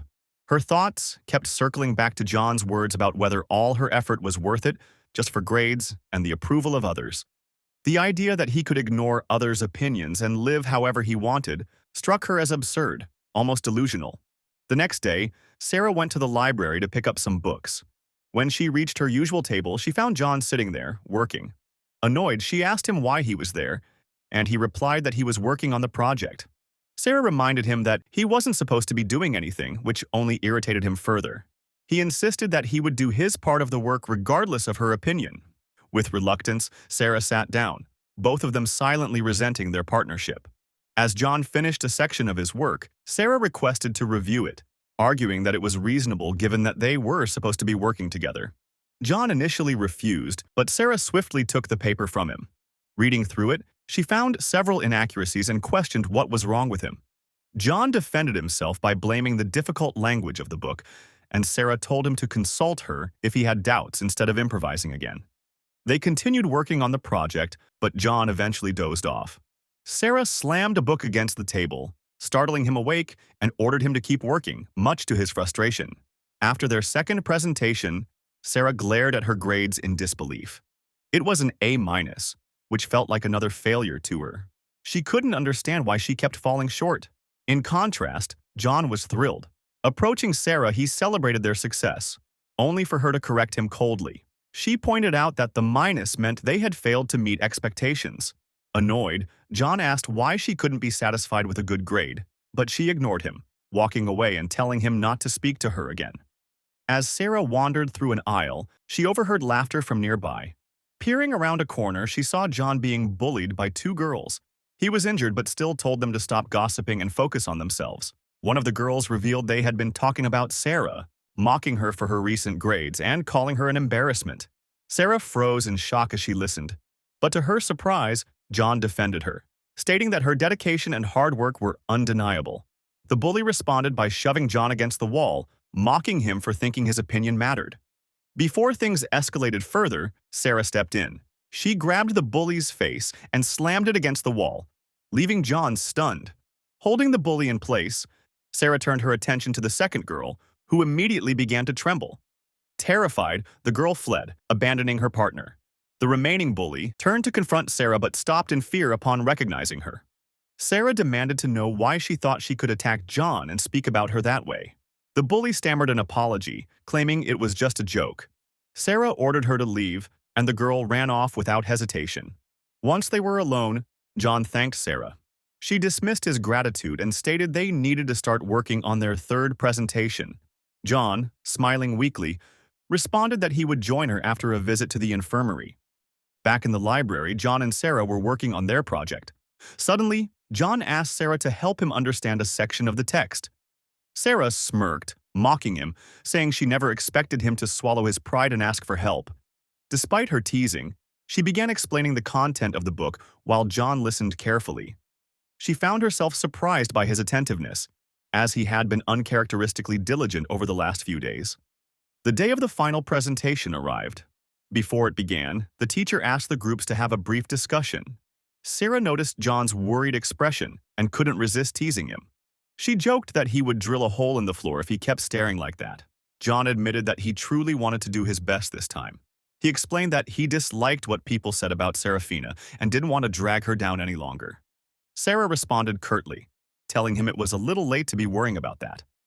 When John apologized, she brushed it off, telling him to forget about the past and focus on the present.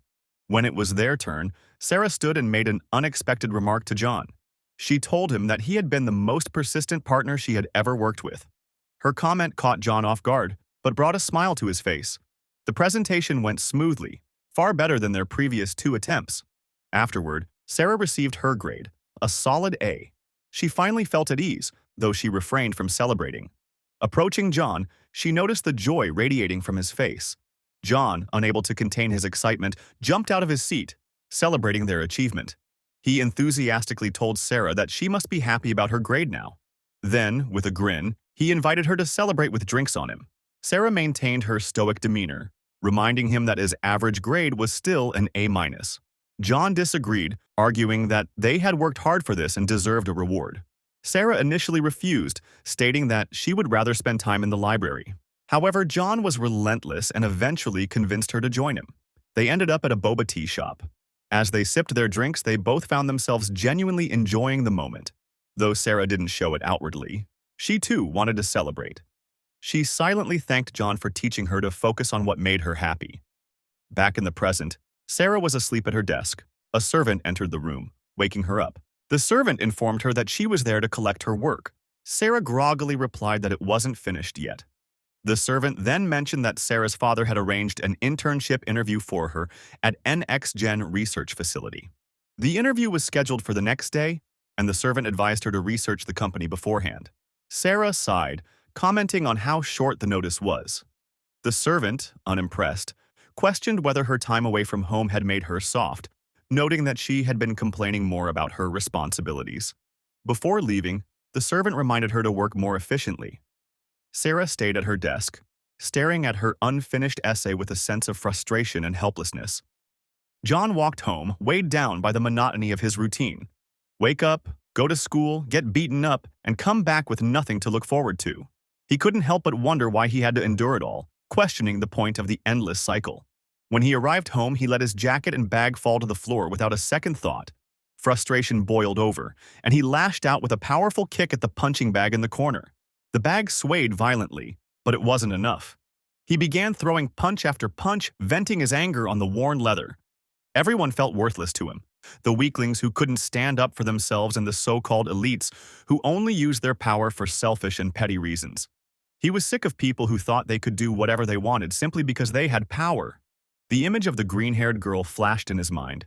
Someone he had once believed in, and now even she seemed like a disappointment. His strikes intensified, fists slamming into the bag until his knuckles burned. His breath came in raged gasps as he came to the bitter conclusion that everyone around him was worthless. But then a memory of Sarah surfaced, interrupting the storm inside him. Her image lingered in his mind and he began to relax, the anger dissipating as quickly as it had surged. His hands were raw and bloodied, trembling from the effort, and he finally collapsed onto the floor. Eventually, he sat up and turned to his laptop, scanning the screen for any sign of Sarah. She was still offline, and the silence gnawed at him. It had been a week since he'd last heard from her. He noticed that his dad was online and decided to call. His dad was surprised to hear from him through the laptop, and John explained he had broken his phone in an accident on the stairs. His dad brushed it off, promising to send him money for a new one.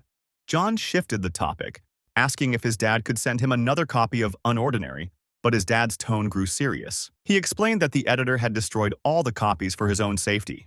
Concerned, his dad asked if everything was all right, but John quickly dismissed the question, claiming he had a lot of homework and ending the call before his dad could say goodbye. When his dad called back, John ignored it and closed his laptop. Back at school, Eason was keeping an eye on John, unsure of what Arlo was planning but recognizing that it was working. Slowly but surely, John's true colors were beginning to emerge. We are now at the headmaster's office. A blonde guy is knocking on the door and the headmaster invites him in. This guy, called Keen, is the head of security at Wellston. The headmaster invites him to sit and watch the news. The news is talking again about the group Ember. A new body has been found with its mark, and this time, it's in the town of Wellston. The headmaster asks Keen what he thinks about these news reports. Keen answers that it is frightening to see high tiers being murdered. He adds that it is pretty hard to understand Ember's objective. The headmaster asks him if he remembers Ray, the former king of Wellston. Of course, Keen remembers. Ray was a brilliant student with immense potential and a powerful electricity ability. The headmaster reveals that Ray was murdered by Ember a month ago, leaving Keen perplexed. He does not understand how that was possible. The headmaster explains that it might be linked to the fact that Ray got his hands on a copy of Unordinary. Keen is still shocked, considering that Ember must have strong members capable of taking down high tiers like Ray. The headmaster instructs Keen to monitor everyone entering the school until the situation with Ember is resolved. He adds that, combined with the reason behind Seraphina's suspension, Wellston now has 2 incidents related to Unordinary. This means the authorities will be keeping a close eye on them. The headmaster continues, asking Keen to bring any suspicious individuals to him for questioning. He also requests that Keen try to keep the authorities away from the school's internal matters. In another part of the school, a blue-haired guy is walking down the aisle. He spots Eisen and immediately hides, wondering what Eisen is doing. Around the corner, Eisen is watching a scene between John and 4 bullies. One of the bullies is pushing John against the wall. John asks him to stop touching him, making the bully and his crew laugh. The bully reminds John that he's the strongest there, so he can do whatever he wants. As he says this, the bully lunges at John with a jab. John swiftly evades the hit and grabs the bully's arm. Using the bully's momentum, John brings him to the floor, applying pressure on his elbow from behind. John, tired of the bullying, yells at him, telling him to never touch him again. While yelling, John increases the force on the bully's elbow, breaking it. The bully's 3 partners launch themselves at John, using their abilities. John stands his ground, ready for the impact. His eyes begin to release a yellow glow, revealing that John actually has an ability. John stands up, his eyes still glowing yellow. Suddenly, his mind recreates a similar scene from his past. He sees himself at his previous school, surrounded by defeated guys. Among them is a green-haired girl looking completely defeated in the background. A younger John stands triumphant in a deserted area, facing the green-haired girl. He tells her if she really thought he would be defeated just because she gathered a bunch of weaklings. John calls her Claire and adds that he expected more foresight from her. Apparently, Claire had known long before they met that John would become king of the school. She looks at John with fury, but he continues speaking. He asks if the only reason she helped him was to improve her position. Claire remains silent, breaking John's patience. He grabs her by the hair, demanding an answer. He asks why she made everyone turn against him. Claire yells back, telling John to look at himself. John looks confused, and Claire seizes the moment to free herself from his grasp. She slaps him hard across the face. Yelling at him, she tells him to take a good look at the kind of monster he has become. She says he only looks for reasons to hurt people and cares for no one but himself. Claire calls him a tyrant and a hypocrite, declaring that he does not deserve the power he has. She wishes she had never helped or met him. This breaks John, and he yells at her to shut up. Claire defies him, daring him to silence her with violence, just like he did with everyone else. John grabs her shirt and prepares to punch her, screaming at her in rage. But before the impact, he notices her expression. Her face is filled with fury and deep disappointment. Claire calls him a monster before falling unconscious from his punch. John snaps back to the present. His body relaxes, and he decides not to use his ability. Once again, he remembers Claire's voice calling him a monster. By the look on his face, it is clear that this memory has left a wound he still cannot heal. The bullies are still rushing at John, and one of the girls launches the first attack. John manages to block it, but his arm is on the verge of giving out. Using his other arm, he throws a direct punch to the girl's stomach. The other guy launches energy missiles, but John dodges them. He tries to formulate a plan to escape, and concludes that the best way is to take down the guy blocking the exit. Before he can act, the second girl approaches from behind and lands a hit on John's neck. The first bully follows up with a punch using his fully healed arm. From above, the first girl joins her hands and delivers a devastating attack to John's back. He collapses to the floor, bleeding, but the bullies don't stop. The first girl grabs John's head while the first bully prepares to continue the beating. The bully starts lecturing John, but John begins to lose consciousness and doesn't hear anything he says. This enrages the girl holding John's head, and she prepares to hit him again. Just as her punch is about to land, a barrier appears, reflecting the damage. Her arm bleeds heavily from the backlash. The second girl rushes over, asking what happened. She freezes upon realizing that her friend was stopped by Arlo's barrier. Arlo stands nearby, silently observing the scene. He approaches John while the bullies stammer, trying to explain themselves. Without a word, Arlo traps the bully leader in a barrier. The barrier starts shrinking, forcing the bully to bend over to avoid being crushed. Arlo places a foot on him and demands, "Who gave you permission to talk?" He then helps John to his feet. As they walk away, Arlo mentions noticing John's glowing eyes. He wonders why John prefers to be beaten, instead of using his power to fight back. We are now at the infirmary. Arlo is sitting next to John's bed, reading the school newspaper. He's focused on an article written by Ison about Ember. Arlo waits patiently for John to wake up. Meanwhile, John seems to be having a nightmare about his past. In his dream, young John is sitting on the rooftop of his previous school. Suddenly, a blonde guy named Adrian approaches him, visibly scared. Adrian stutters nervously, struggling to speak. John grabs him and demands he get to the point. Adrian says there's an issue with Claire. He overheard her talking to the Jack about her true motives for approaching John when he was still weak. Apparently, she only wanted John to rely on her blindly once he reached the top. John doesn't believe a word and smacks Adrian, calling him a liar. He refuses to accept that everything he experienced with Claire could be a lie. Adrian insists that Claire has been using him all along and is now gathering people to dethrone him. John hits him again and yells at him to shut up. He dismisses Adrian's words as nonsense and says they carry no weight compared to Claire's. Adrian doesn't back down, and he tells John that his ego is blinding him. Adrian warns that if John doesn't open his eyes to what's happening, he'll lose everything. John laughs mockingly and asks if Adrian has forgotten how powerful he is. He yells, declaring he will never lose because everyone else is trash. John abruptly wakes up in the infirmary. Upon seeing Arlo, he immediately throws a punch at him. However, Arlo doesn't flinch, as if John's punch had no effect. John grabs Arlo's shirt in frustration. Irritated, he demands to know why Arlo helped him and what he's planning. Arlo remains stoic and reminds John that not everything revolves around him. He advises John to wake up from his delusional world and remember who he just hit. Arlo warns John that he's lucky he's patient. Standing in front of him, Arlo coldly states that he deeply despises people who refuse to learn their place. He adds that if John ever touches him again, he won't be so lenient. Arlo leaves the infirmary, and John stays behind. He sits there, questioning the point of everything he's doing. Arlo leaves the infirmary and his phone buzzes. It's a mysterious message that says that Ison has been following him. In another aisle, Ison is trying to process the scene he just saw. He saw the glow in John's eyes and Arlo saving him, so probably he also knows about it. Out of nowhere, Arlo appears just around the corner, surprising Ison, who gets ready to escape. However, Arlo calls him, saying that he's the person he was looking for. Arlo tells Ison that he knows that he's still spying on John.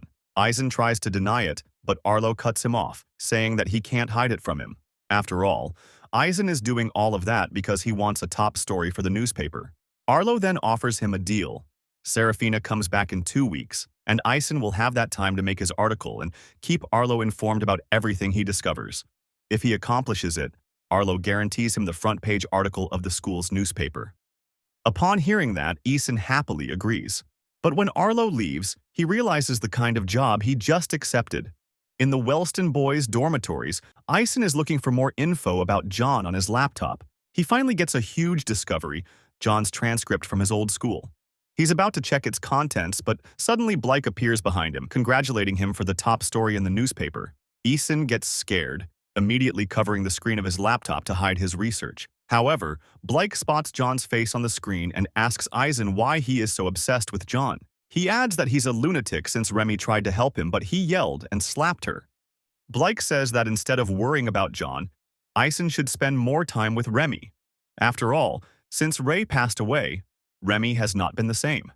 Ison proposes to take Remy out to the mall or something to relax her mind. Blake thinks it's a good idea and will tell Remy and leaves, mentioning that Ison better not bail them this time. Ison resumes his research, but his expression changes when he reads about John's power and level. He now understands how John got into Wellston and his high level of confidence. The report says that John was expelled from New Boston 2 years ago, but Ison recalls that John got into Wellston last year, and now he wonders what John did during that year in between. Ison now starts reading the reason behind John's expulsion. Excessive violence, it says. Upon checking more details, Ison can't believe what he's reading. Apparently, John was able to single-handedly take down half his class for an unexplained reason. Ison gets nervous. John is not someone to mess with and wonders what would happen if they expose him. Back to the rooftop of the school, we find Arlo. Suddenly, John opens the door and enters. Arlo mentions that he must be very brave to appear here again. John apologizes and mentions that he really wanted to talk with him. John promises that it won't take long. Arlo allows him to stay and asks him what he wants. Before John answers, he prepares to sit, but Arlo stops him, saying that he better hurry and say what he needs to say. John starts by thanking Arlo for saving him earlier and apologizes for punching him after waking up. Arlo asks if he came all the way up there to waste his time with a corny speech. John says that he didn't want Arlo to get the wrong idea. He appreciates the fact that a person helps someone like him. Arlo clarifies that he didn't help John because he wanted a new best friend. Instead, he hates people breaking the hierarchy. He considers that 4 people against only 1 guy is not how order works, and it should be a fair one-on-one. After all, if John had fought each one of the bullies separately, he would have a chance to win. John dismisses it, saying that Arlo is giving too much credit to a cripple like him. John finishes, saying that's all he wanted to say, and hurries off. Arlo thinks that John is a liar, and the fact that he oversells himself as a cripple makes him wonder why he's denying his place. It looks like John is trying to convince himself that he's completely powerless. In another part of the school, Ison is reviewing the information about John's expulsion. He concludes that it was not because he took down half his class, but because the school was not able to control him. Ison thinks that it's better to leave John minding his business, and the best way to do so is to make Arlo forget about it. Suddenly, Arlo's hand appears on his shoulder, scaring Ison. He tries to escape, saying that he's busy, but Arlo creates a barrier blocking his way. Arlo tells him to not even think about running, and that there must be a good reason for ignoring his calls. Ison says that he was not able to find anything, but Arlo does not buy it. Arlo knows that someone able to get information about the Ember organization wouldn't fail at finding basic information about one of his classmates. Being too good at your job was your ruin, dude. Arlo tells him to reveal the information if he still wants a successful story. However, Ison says that he'll drop the story, surprising Arlo. Ison reveals that the best course of action is to wait for Serafina to return and to pretend that his investigation never happened. He continues, saying that everything is good the way it is. However, Arlo replies that John is not in his rightful place. Without thinking, Ison replies that it's not Arlo's business. Arlo smacks Ison against the barrier and reminds him that he decides everything at school and demands Ison to reveal everything. Even in that situation, Ison does not reveal anything. He's afraid of what John could do if Arlo tries to force him. Arlo releases him, surprising Ison. However, Arlo says that all his time won't go to waste and he personally will get to the bottom of this. Arlo leaves, ignoring Ison's warnings, and his begs for him to stop since he's not aware of what he's dragging everyone into. John is walking down the aisle of the school, remembering Arlo's words about being able to win against the bullies. He looks thoughtful but thinks he doesn't want to get involved in hierarchy. He never wants to go back to that time, where hierarchy only brought pain and anger to his life. John keeps walking, and in the corner, he crashes again with Arlo dropping his papers. Arlo doesn't even get surprised. At this point, he's used to that. John bends down to pick up his papers, and Arlo watches him from above, angry for seeing John acting so pathetic, even with the potential of a high tier. Arlo drops a binder to the floor and tells him to use it to avoid embarrassing himself every time he bumps into someone. Arlo is about to leave, but John tells him that he just can't take his stuff. Arlo gets even angrier, but just tells him to keep the binder. John insists that he has to pay him in some way and asks him if he's free after school. They end up going to the same boba store that John and Sarah frequent. John asks if Arlo has ever had boba, to which he replies with a no. John then advises him to order a mango boba, and Arlo agrees. The waitress arrives and asks them for their order. Arlo starts by ordering a large coffee, surprising John since there's no point in ordering coffee in a boba store. John then tells the waitress to bring 2 mango drinks instead, but Arlo refuses and orders his coffee again. John insists again, saying he's the one paying. However, Arlo does not care and orders a coffee on a separate tab. On the TV, the news are talking about NX Gen Research, the company that interviewed Sarah. They explain that it is a lab where they research the root of their abilities, and a huge secret project was put on hold. Back at the table, Arlo is drinking his coffee, and John is by him, not wanting to taste the boba drink. John tells Arlo that he reminds him a lot of Sarah when they first met. Arlo asks him how he ended up being so close with Sarah.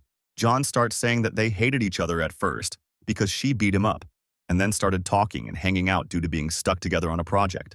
At the end, she saved him from some bullies, and their friendship slowly began.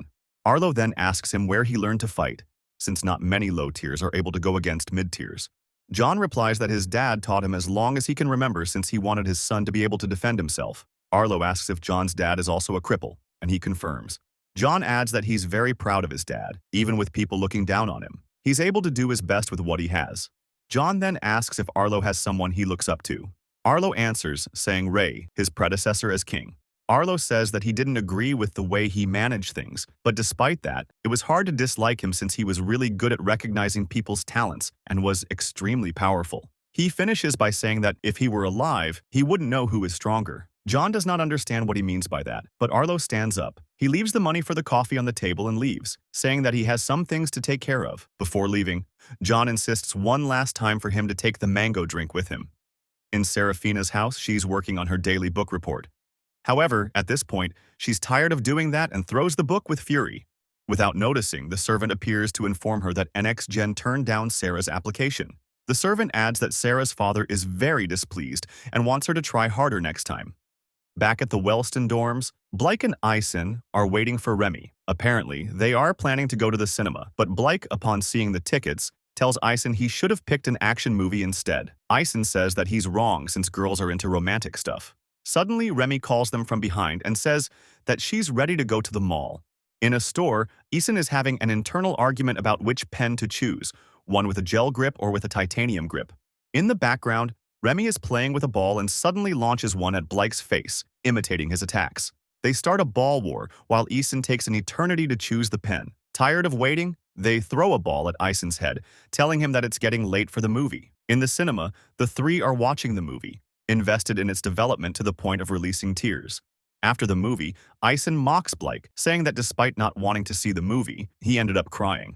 Suddenly, Blake spots an ability gauge booth, the same one where Sarah and John went. Knowing that Remy has a level higher than 5, they decide to make her participate. Ison practically drags Remy to the booth and Blake pays, telling the vendor to measure Remy's ability. Remy says that she already knows her level, and Ison replies that it's a guaranteed prize then. The vendor tells Remy not to worry, and he starts measuring her powers. The vendor gets surprised. Remy is very powerful for getting a 5. The vendor looks for a prize and gives her exactly the same teddy bear that Sarah received some time ago. Upon seeing the bear, Remy gets nervous and grabs the bear. After opening the bear, she takes out the tracking chip. This puts Blake and Ison on alert, including the vendor. They don't look happy, and Remy asks what the meaning behind the chip is. The vendor tries to calm the situation, mentioning that he's as surprised as they are and he's only giving the prizes his boss gave him. While grabbing the vendor's arm, Ison activates his ability. It is some sort of scan ability that allows him to check the pulse of the vendor. By his heart rate, Ison concludes that the vendor is lying. Ison hardens his grip, telling the vendor that he'll have to come with them. With no way to escape, the vendor drops a gas bomb, filling the area with a thick cloud of smoke. In the middle of the smoke, a guy with an invisibility power approaches the vendor from behind, making him also invisible. Remy tells Blake to get rid of the smoke. Blake charges energy balls on his hands and collides them, making an expansion wave that disperses the smoke. Upon checking the booth, they notice that the vendor is gone. However, they don't worry since Ison's ability also allows him to lock people's positions. With that, he's able to spot the vendor even if he's invisible and tells Remy where the vendor is heading. They rush to the exit, making a lot of fuss and alerting one of the mall guards. Upon seeing them, the guard mistakenly thinks that Blake, Remy, and Ison were the ones that set off the bomb and calls for reinforcements. Outside of the mall, they spot the vendor on a motorcycle still being invisible. Ison rushes to follow them, but doesn't notice that a truck is about to hit him. Thankfully, he's able to stop the car with his ability. Blake gets over the truck while mocking Ison for not looking both sides while crossing the street. Then Blake yells at Remy, telling her that he'll back her up. Remy uses her electricity power to increase her speed and follows the bike. However, when Blake is about to make the shot, one of the guards stops them, making them unable to continue the chase. Remy is approaching the bike but wonders why Blake hasn't shot an energy beam yet. Eventually, Remy's range reaches the bike, and she uses her electricity to stop it. The two riders crash to the floor, clearly injured. When Remy is about to get close to start the interrogation, a female guard launches at Remy out of nowhere. However, Remy was covering her body with electricity and unintentionally ends up zapping the guard, making her unconscious. When Remy turns to check on the riders of the bike, she doesn't find them. Remy decides to concentrate to feel any of their electronics. However, the guard grabs Remy's leg with the little force she has left, making a complete halt to the chase. In the security room of the mall, we see the female guard escorting Remy using handcuffs. Ison and Blake are already there, trying to explain to the other guard what actually happened.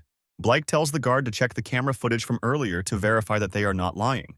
The guard adds that the vendor always gave him bad vibes, but honestly, the guard only started to listen to them after he discovered that they were students from Wellston. The guard says that he'll check the cameras, but they better not do anything funny. However, upon turning, Blake and Ison disobey his orders.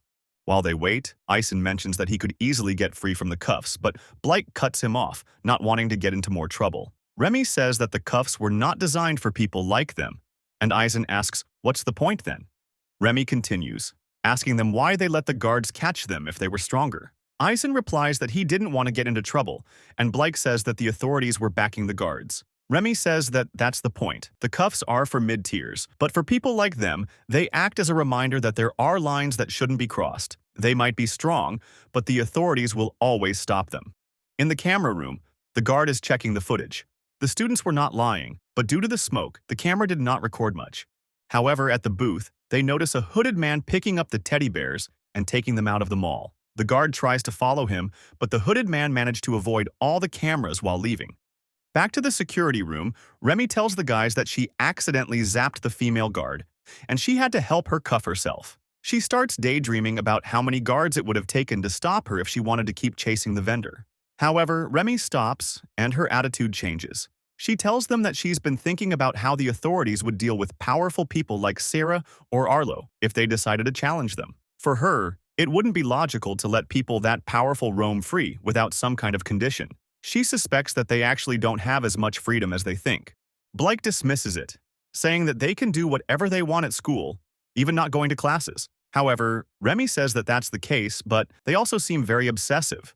For example, Sarah and her obsession with perfection, and Arlo with his obsession for order. They are so invested in their responsibilities that the idea of defying the authorities never crosses their mind. Remy adds that it looks like they've been crippled. This automatically makes Ison remember John's past and his change of attitude. Ison then adds that it sounds logical.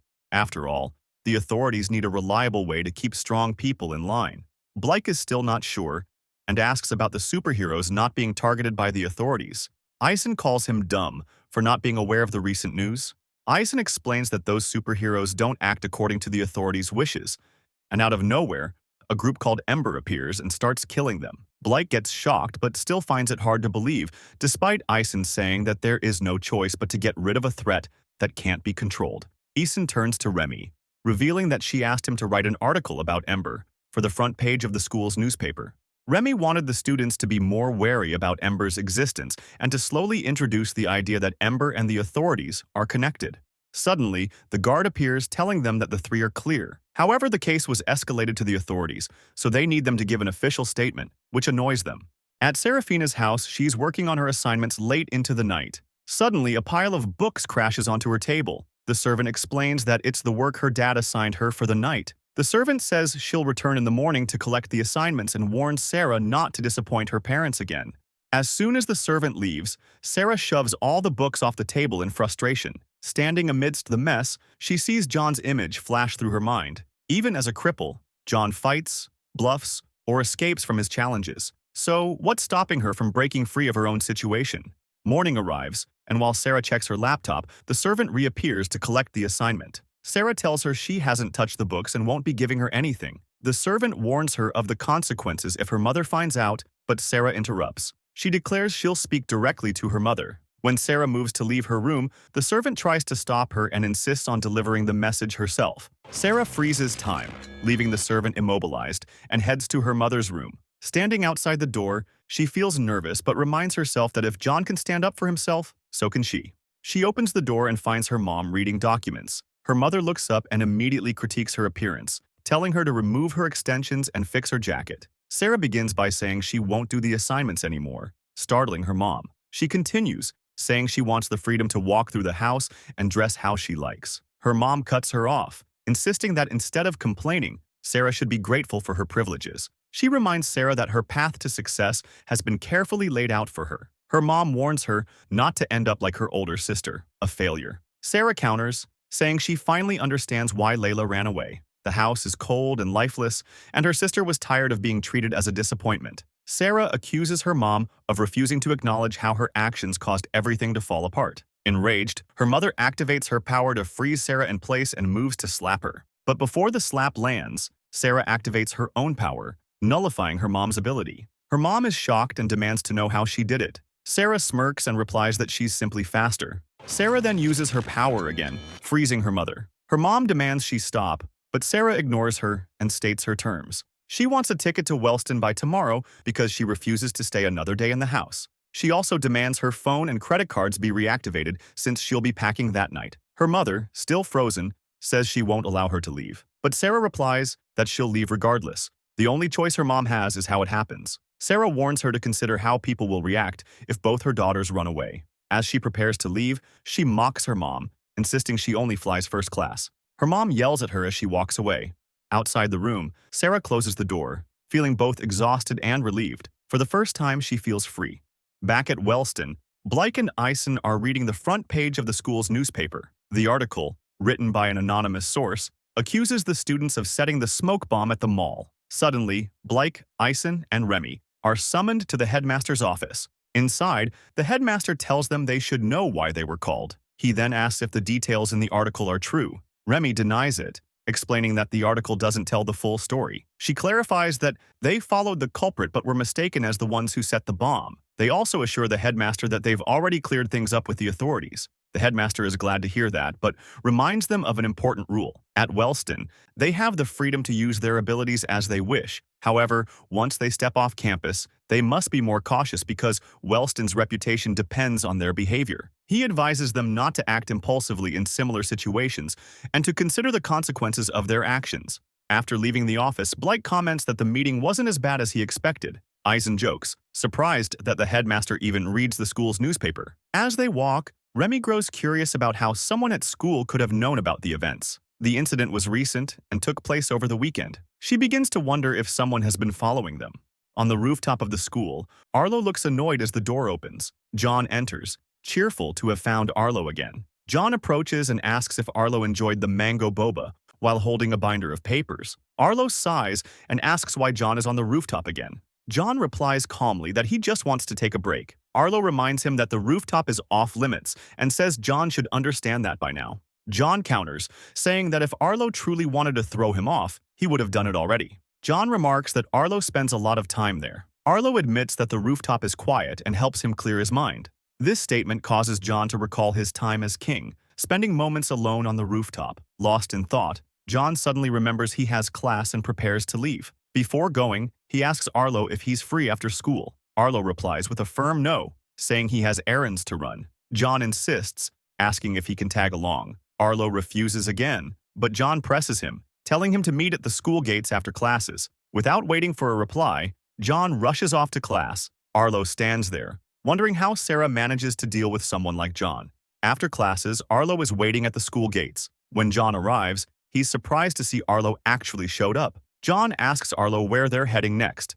John and Arlo are on a bullet train heading to an unknown destination. John, growing impatient, thinks about how long they've been on the train. He finally asks Arlo where they're going. Arlo tells him to relax and wait until they arrive. Meanwhile, at the airport, Sarah has just gotten off her plane. She tries calling John but gets no answer, concluding that he still hasn't bought a new phone. She takes a taxi and starts heading toward Wellston School. Elsewhere in the city, Arlo and John step off the bullet train.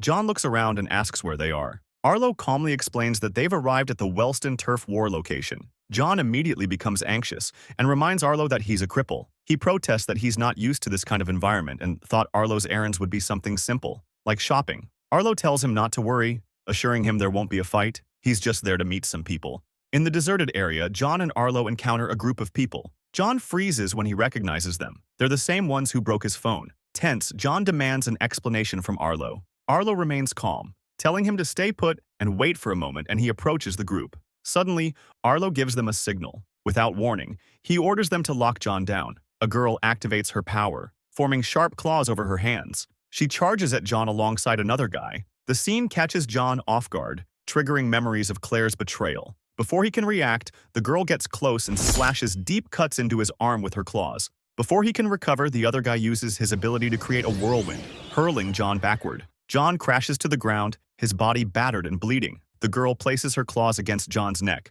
pinning him in place. Arlo smirks and says, "Surprise!" John, lying on the ground and seething with anger, feels the sting of betrayal once again from someone he trusted.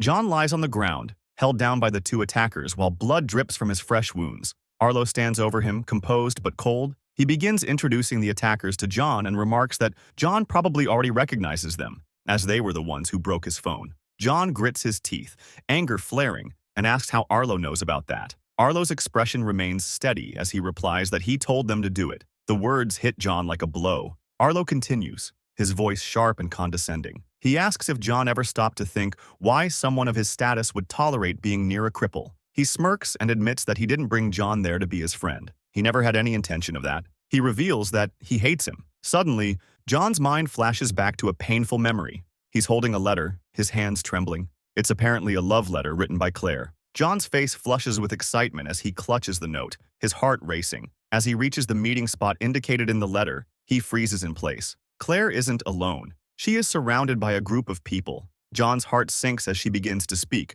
revealing her true intentions. The betrayal sends John into a blind rage. He charges toward them, fury overtaking him. The memory fades, dragging John back to the present. Arlo's voice cuts through the haze as he explains that he brought John there for one reason, to put him in his place. Looking down at John with a sinister grin, he wonders how much it would take to break him. He gestures to the empty, desolate surroundings and states that there is no one around for miles. No one to save him. They have all the time in the world to make sure John understands his true position. Arlo stands and begins pacing. He reveals that everything John has experienced in the past few weeks was his doing.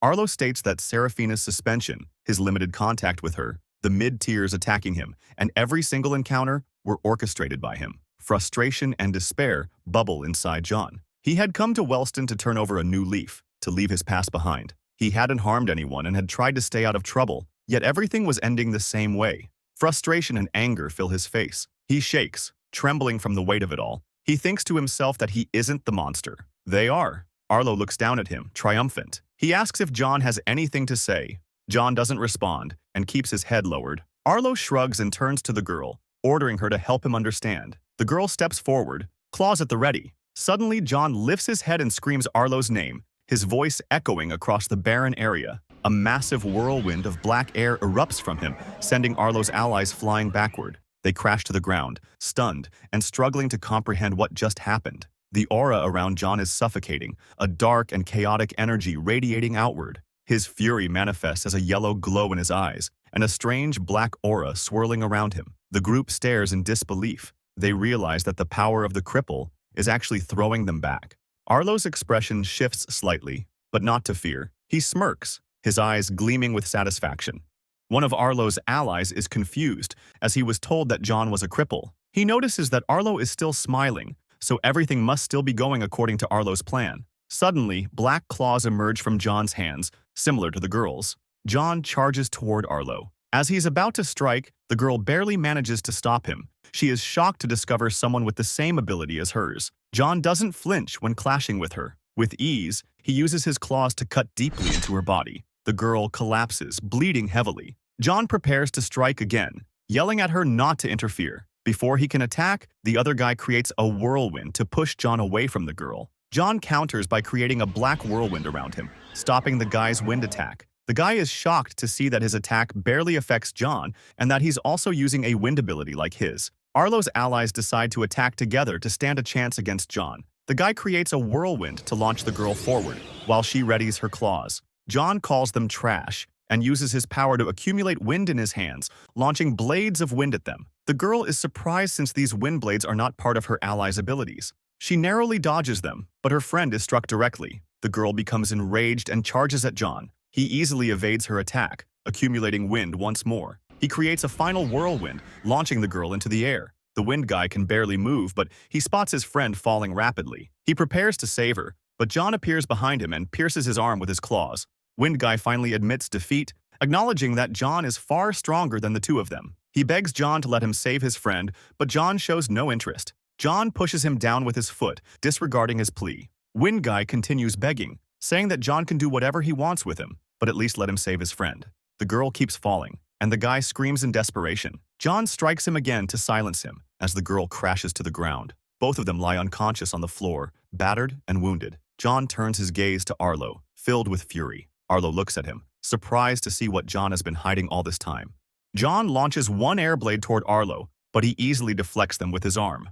John then creates a whirlwind around Arlo to obstruct his vision and charges in, aiming to strike with his claws. Inside the whirlwind, Arlo focuses to sense the direction of the attack, thinking that a little wind isn't enough to make him activate his barrier. John appears and strikes with his claws, but Arlo evades the attack and remains unharmed. Frustrated, John decides to use the wind to rise above the ground and charges at full speed toward Arlo to strike again. As John gets closer, Arlo thinks that once he activates his barrier, John will probably be able to use it too. Arlo decides that the best course of action is to end the fight with one blow. Finally, John's claws clash with Arlo's barrier. The impact causes the damage to reflect back toward John, injuring his arm and making it bleed. However, Arlo starts spitting blood, since John's attack managed to crack his barrier. Arlo seizes the opportunity as John's momentum decreases from the pain and lands a punch, sending John flying across the arena. John recovers from the impact, but one of his arms is severely injured. Arlo takes the initiative, creating a barrier around John and slowly begins to shrink it. Suddenly, John creates another barrier inside the first one to stop it from crushing him. John uses the opportunity to start hitting Arlo's barrier with all his strength. Both John and Arlo are taking damage with each hit, turning the battle into an endurance contest. Finally, John breaks free from the barrier, causing significant damage to Arlo. John charges again at full speed toward Arlo. However, Arlo is too weak to create a barrier in time and receives a direct hit to the stomach. Arlo flies backward, but John creates another barrier to stop him from going too far. Arlo still cannot process the fact that John is using his own ability against him. In that moment, John delivers a powerful punch to Arlo's face. John continues launching kicks and punches without taking a break. Arlo manages to stop one of John's punches, but before he can react, John headbutts him. Finally, Arlo collapses to the floor, completely defeated. John, not satisfied with this, places his shoe on Arlo's face. John threatens him, saying that if Arlo speaks of what just happened, he'll dethrone him. A while later, Elaine rushes toward Arlo's location. Upon arriving, Elaine is stunned by the sight of the three of them completely beaten up. She approaches Arlo and asks him to explain what happened. Arlo asks her to calm down and suggests healing the two guys first since they are in much worse condition. As Elaine heals them, she wonders if the two fought against mirror versions of themselves, as she can't fathom how such a fight could occur. She notes that she has never seen Arlo so badly injured and can't imagine anyone besides Serafina being able to do that. Elaine asks Arlo again to explain what happened and how he ended up so injured. Arlo cuts her off, telling her that it's better she doesn't know and asks her to keep the whole incident a secret. Elaine agrees, but she senses something is off about Arlo. He seems shaken, and he doesn't realize that when someone as powerful as him shows signs of worry, it frightens everyone around them. Back in the city, John, severely injured, walks toward his house. He thinks about being betrayed by Claire and now Arlo. His anger boils over, and he throws his bag in frustration. It hits the frame outside his house, alerting Sarah, who has been waiting for John to return. Upon seeing him, Sarah calls his name and picks up his bag. John, shocked by her presence, freezes, especially given his battered condition. Sarah approaches with a smile and says, "It's been a while." Suddenly, John collapses to his knees, the stress finally overwhelming him. When Sarah notices, she rushes toward John to help him. As she holds him, she asks what happened to him. John recalls everything that transpired and starts crying, feeling vulnerable. He begs Sarah not to look at him in this pathetic state. Sarah, who has always seen John as strong and confident, wonders what could have happened to break him down like this. Sarah helps John stand up and leads him inside the house. wondering what events might have unfolded during her absence. Inside the house, John rests on the sofa while Sarah calls Elaine to ask her to heal him. Elaine picks up Serafina's call, and upon hearing her name, Arlo wonders why she came back earlier. Elaine continues the call and agrees to meet Serafina as soon as possible. Before leaving, she asks Arlo if he's okay. He confirms, but his expression suggests otherwise. Elaine is about to leave when Arlo grabs her arm, making her blush. He reminds her to keep her promise about the incident. Back at John's house, Sarah is filling a glass with water and some ice. She approaches John from behind and softly presses the cold glass against his neck. He jumps off the sofa, but the movement causes pain, reminding him of his injuries. John tells her to be more careful with his injuries, but Sarah dismisses him, saying that Elaine will arrive shortly. Sarah then asks him what happened. John answers that the obvious happened. The cripple is now targeted by everyone since his strong friend is gone. Sarah doesn't buy it and asks him to tell the real story, as it's the first time she's seen him in this state. John tries to change the subject, asking her where she had been the whole time. But Sarah remains stoic, like a wall.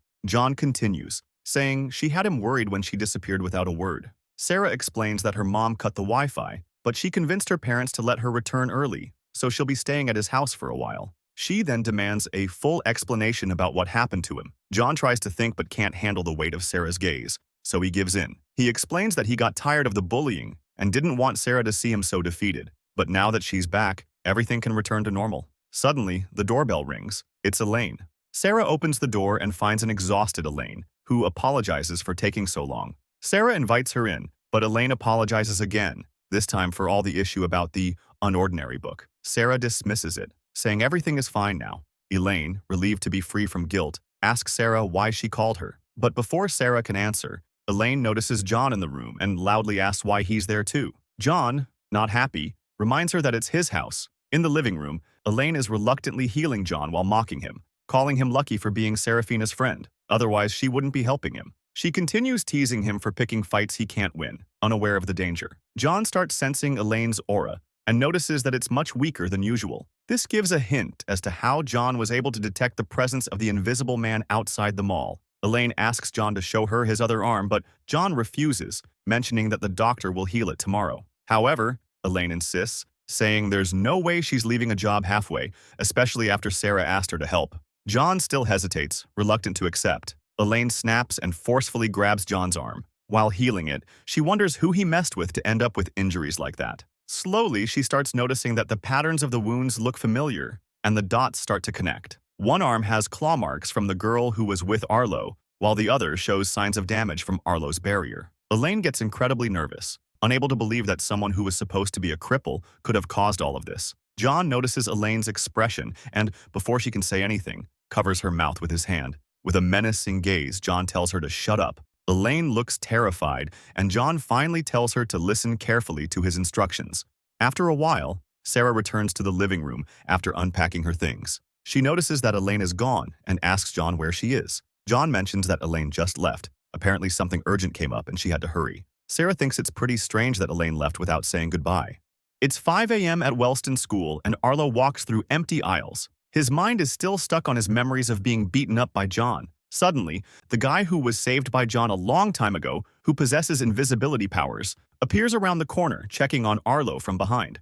In the infirmary, the doctor chats with Keen, the head security at Wellston. Keen tells the doctor that he's tired of the investigation, as he hasn't found anything so far. He mentions that he's scanned all members of the faculty and the guests from the last couple of months, but hasn't found any connections with the authorities. Keen decides to change the topic, saying that he's heard the doctor has a new girlfriend and should at least try to look happier about it. Keen inquires about the doctor's relationship progress, but the doctor asks him to calm down, as it's not serious yet. He adds that he'll be going on another date with her the same week because she has something to tell him. Keen mocks him, telling him to prepare for a breakup. The doctor says Layla, his girlfriend, is a project manager, really smart and very attractive. Keen asks exactly how attractive. The doctor answers with an 11. Suddenly, Arlo appears out of nowhere, causing the doctor to spit his coffee in surprise. Before saying anything important, Arlo congratulates the doctor on getting a super hot girlfriend, much to the doctor's annoyance. The doctor then asks Arlo to explain what happened to his face.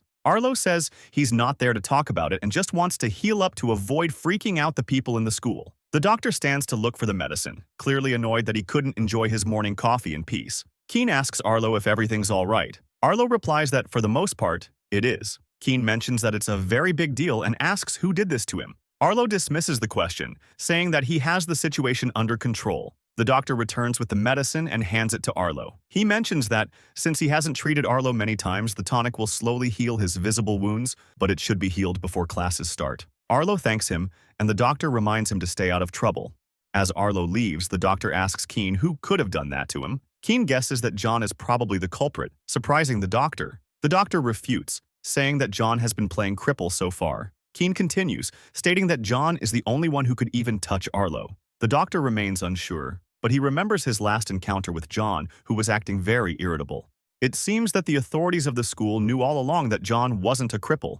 After a while, Blake and Eisen are walking through an aisle. Eisen is irritated because he doesn't understand his class, but Blake mocks him, saying that with studying, the classes are easy to follow. Suddenly, they hear rumors about Arlo going to the infirmary covered in bruises. Apparently, someone was able to beat him. This alarms Eisen, and he deduces that Arlo didn't listen to his warnings and ended up fighting with John. Blake yells at Eisen, snapping him out of his thoughts. Blake immediately denies the rumors, saying there's no way he believes those lies about Arlo losing a fight. In another part of the school, Remy is heading toward the press room. Upon entering, he calls for Cecile, the turquoise-haired girl who is checking the school's newspaper. She asks Remy what she's doing there. Remy tells her that she needs to know who the anonymous writer is. Cecile remains silent, her face stoic, before she closes her newspaper. She mocks Remy, asking if she doesn't know what the meaning of anonymous is. Remy responds that the person who submitted the article is planning something. Cecile asks for a source, but Remy says she just has a feeling. Hearing this, Cecile refuses to help, stating that without a proper reason, she won't hand over confidential information. Remy tries to convince her, saying that something bigger is happening around them, though she's still not sure what it is. Cecile tells Remy to get her information elsewhere. She won't risk her reputation over something so vague. Remy gets serious and reminds Cecile that she's the queen and demands she tell her the name. Cecile laughs with a smirk upon hearing Remy use her position as the queen. Remy continues, saying that her responsibility as the queen is to maintain a safe environment for everyone, and she needs the information for that. Cecile cuts her off, calling her speech a joke. Suddenly, Cecile moves in front of Remy with great speed. She tells Remy that if she wants that information, she'll have to force her to say it. Remy starts shaking, unsure of what to do in this situation. Cecile relaxes and tells Remy that she might have the title, but she's too pathetic to have authority. She adds that Remy should already know how to establish her dominance when she wants something, and reminds her that people won't step out of line if they know their place. Cecile continues, saying that she knows about Remy's encounter with the cripple. Remy didn't just help him, she even let him hit her without any consequences. Angrily, Cecile asks if that's the kind of example Remy wants to set, treating superiors however she wants, even if they are stronger. Remy tries to excuse herself, but Cecile cuts her off, calling her an embarrassment. Suddenly, Cecile adds that Remy is as delusional as her brother, hitting a nerve in Remy. Remy confronts her, demanding that she not speak about Ray in that way. Cecile then asks if Remy is aware of the kind of king her brother was. She tells her that Ray was a king who didn't care about hierarchy, gave low tiers false hope, and burdened high tiers with useless responsibilities. She continues, saying that he left the school in complete chaos, but thankfully Arlo and Serafina were able to fix most of the mess. Remy refutes this, saying that Ray didn't mess up. He just wanted to help everyone and make everyone help each other. Cecile grows tired and tells her that she doesn't know anything, and that kindness and sincerity are just a waste of time. Cecile finishes by saying that Remy's brother was an idealist and a weak king. She tells Remy to learn from his mistakes and move forward. Finally, Remy leaves the press room, her eyes starting to water as she remembers her brother. She wonders if Ray's sacrifice to help others had any worth. Suddenly, she notices another death pool on the billboard and wonders if everything her brother did made any difference. Meanwhile, Arlo is walking down another aisle when his phone buzzes. It's a message from Remy, asking him if he's busy after school. Now we find Eisen spying on John while he is being bullied by two guys. One of them is yelling because John made his uniform dirty after bumping into him. He demands an apology. Instead, John calls him trash and tells him to get out of his sight. The bully gets enraged, grabbing John's shirt and daring him to repeat himself. Reaching the edge of his patience, John calls him trash once again. Before the situation escalates, Eisen steps in, kicking the bully aside. The bully groans in pain until he notices that it was Eisen who struck him. They immediately rush away from the scene, terrified. John begins picking up his papers, and Eisen approaches to ask him if everything is all right, but John slaps his hand away, telling him with a stern gaze not to touch him. John starts walking off while Ison remains frozen in place, thinking that he has to keep John calm until Serafina comes back. Outside of Wellston, Arlo is waiting for Remy on a bench in a park. She finally arrives, and Arlo calls her Pinky while reminding her that it's late. Remy counters, calling him Aslo. She finally sits, and Arlo tells her that he heard about the bomb incident at the mall. She brushes it off, saying it wasn't a big deal, just a smoke bomb. However, it was serious enough for her to be called to the headmaster's office. Arlo reminds her that it's important how she presents herself outside of school because there's a reputation to uphold. She shifts the topic, mentioning that the details in the article about the bomb incident were very precise, except for the fact that they were framed. It's as if the person who wrote the article had been watching their every move. Remy changes the subject again, saying she heard the rumors about Arlo visiting the infirmary. Arlo is shocked. He made sure no one was following him that morning, but hides it with a smile. He says it's ridiculous for her to believe such things, but Remy replies that it might be true considering everything that's been going on. Arlo concludes that they're both being monitored. Remy continues, saying that since he's the strongest among them, he might be able to ignore it, but the rest are scared. Arlo then asks her to explain exactly what happened at the mall. Remy explains that they only stopped at a booth offering prizes to everyone with a 5 or more on the level scale. In other words, high tiers. The moment she received her prize, she already knew it had a chip in it, and that's because the prize was the same teddy bear Serafina had. This last detail made them realize that Sarah was probably being tracked too. Arlo then concludes that the person who wrote the article must be working under Cecile, who is also a high tier. Those people likely have information about all high tiers at Wellston. But what troubles Arlo the most is how long this has been going on, and what their true purpose is. Remy still keeps her composure, believing that Arlo was still safe, but then everything clicks. The fact that someone spread rumors about Arlo being injured means he's also being observed. Remy stands up, realizing that the rumors were actually true. Her face, full of disappointment, can't believe Arlo lied to her. She demands to know if hiding the truth was really that necessary. Arlo averts his gaze, trying to reassure her that everything's fine. She yells, saying that nothing around them is okay. She starts trembling, trying to understand why he acts like that, especially after what happened to Remy's brother. She keeps shouting, saying that nobody is invincible, while Arlo looks perplexed. Remy calms down a little and sits again, asking why he's acting like Ray, always hiding things from her while everyone around keeps getting hurt. Remy starts crying. Her helplessness overtakes her. She doesn't think she'll be able to endure losing someone else again. Arlo embraces her as she tries to wipe her tears. He reassures her that he's strong, so he'll be fine. But instead of giving her peace, she responds that Ray was also strong. The tension eases a bit, and Remy decides to ask who was able to defeat Arlo, but he confesses he can't say a word. She tries to guess, accusing the Ember organization. But Arlo is surprised, wondering why Ember would go after someone like him. Arlo tries to reassure her again, saying that those injuries aren't anything serious, just some personal matters. He'll reveal everything eventually, so she shouldn't worry. Arlo brings up the high-tier situation again, and is completely certain that the answers must lie within someone at school.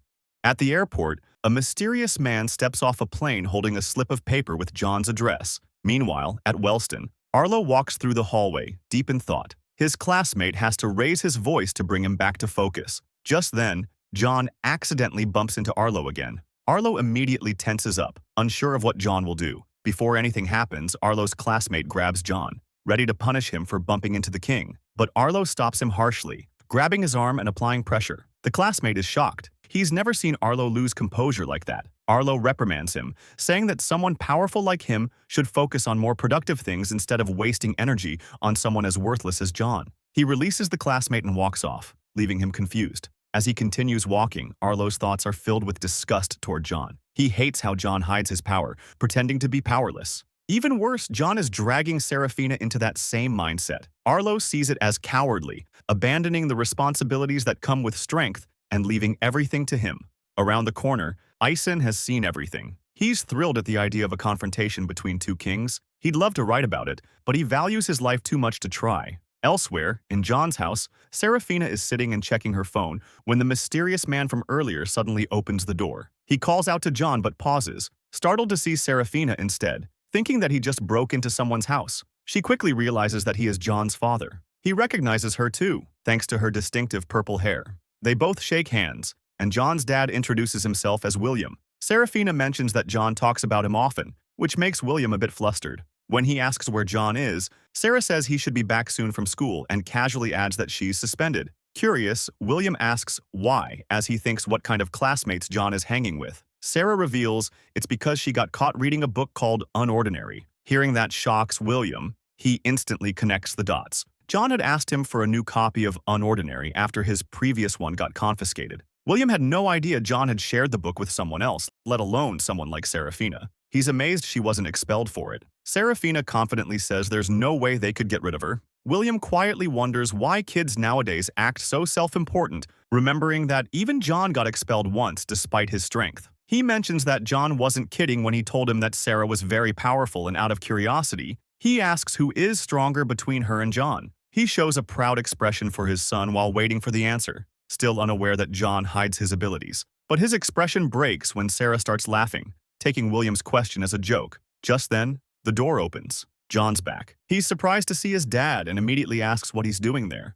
William raises an eyebrow, amused that John expects him to need a reason to visit his own son. John, clearly caught off guard, complains that William should have told him beforehand. William calmly replies that he tried, but John either ignored his calls or hung up. John asks Serafina for a moment alone with his dad and tries to pull him aside, but William doesn't move. He scolds John for being disrespectful toward his father. Serafina watches them with a soft smile, noting that William is nothing like her own mother. Outside, William lectures John, saying he needs to answer calls or else he'll worry. With no other choice, he decided to visit him in person. John assures him that everything is fine. William smirks, teasing that of course things are fine. John's got a girl living with him. John blushes and quickly clarifies that Sarah is only staying there because she's suspended and had nowhere else to go. He couldn't just leave her like that. William settles down and says Sarah seems like a good girl. Curious, John asks what they talked about. Proudly, William shares that he learned Sarah got suspended because of John and that apparently John can't stop talking about his dad.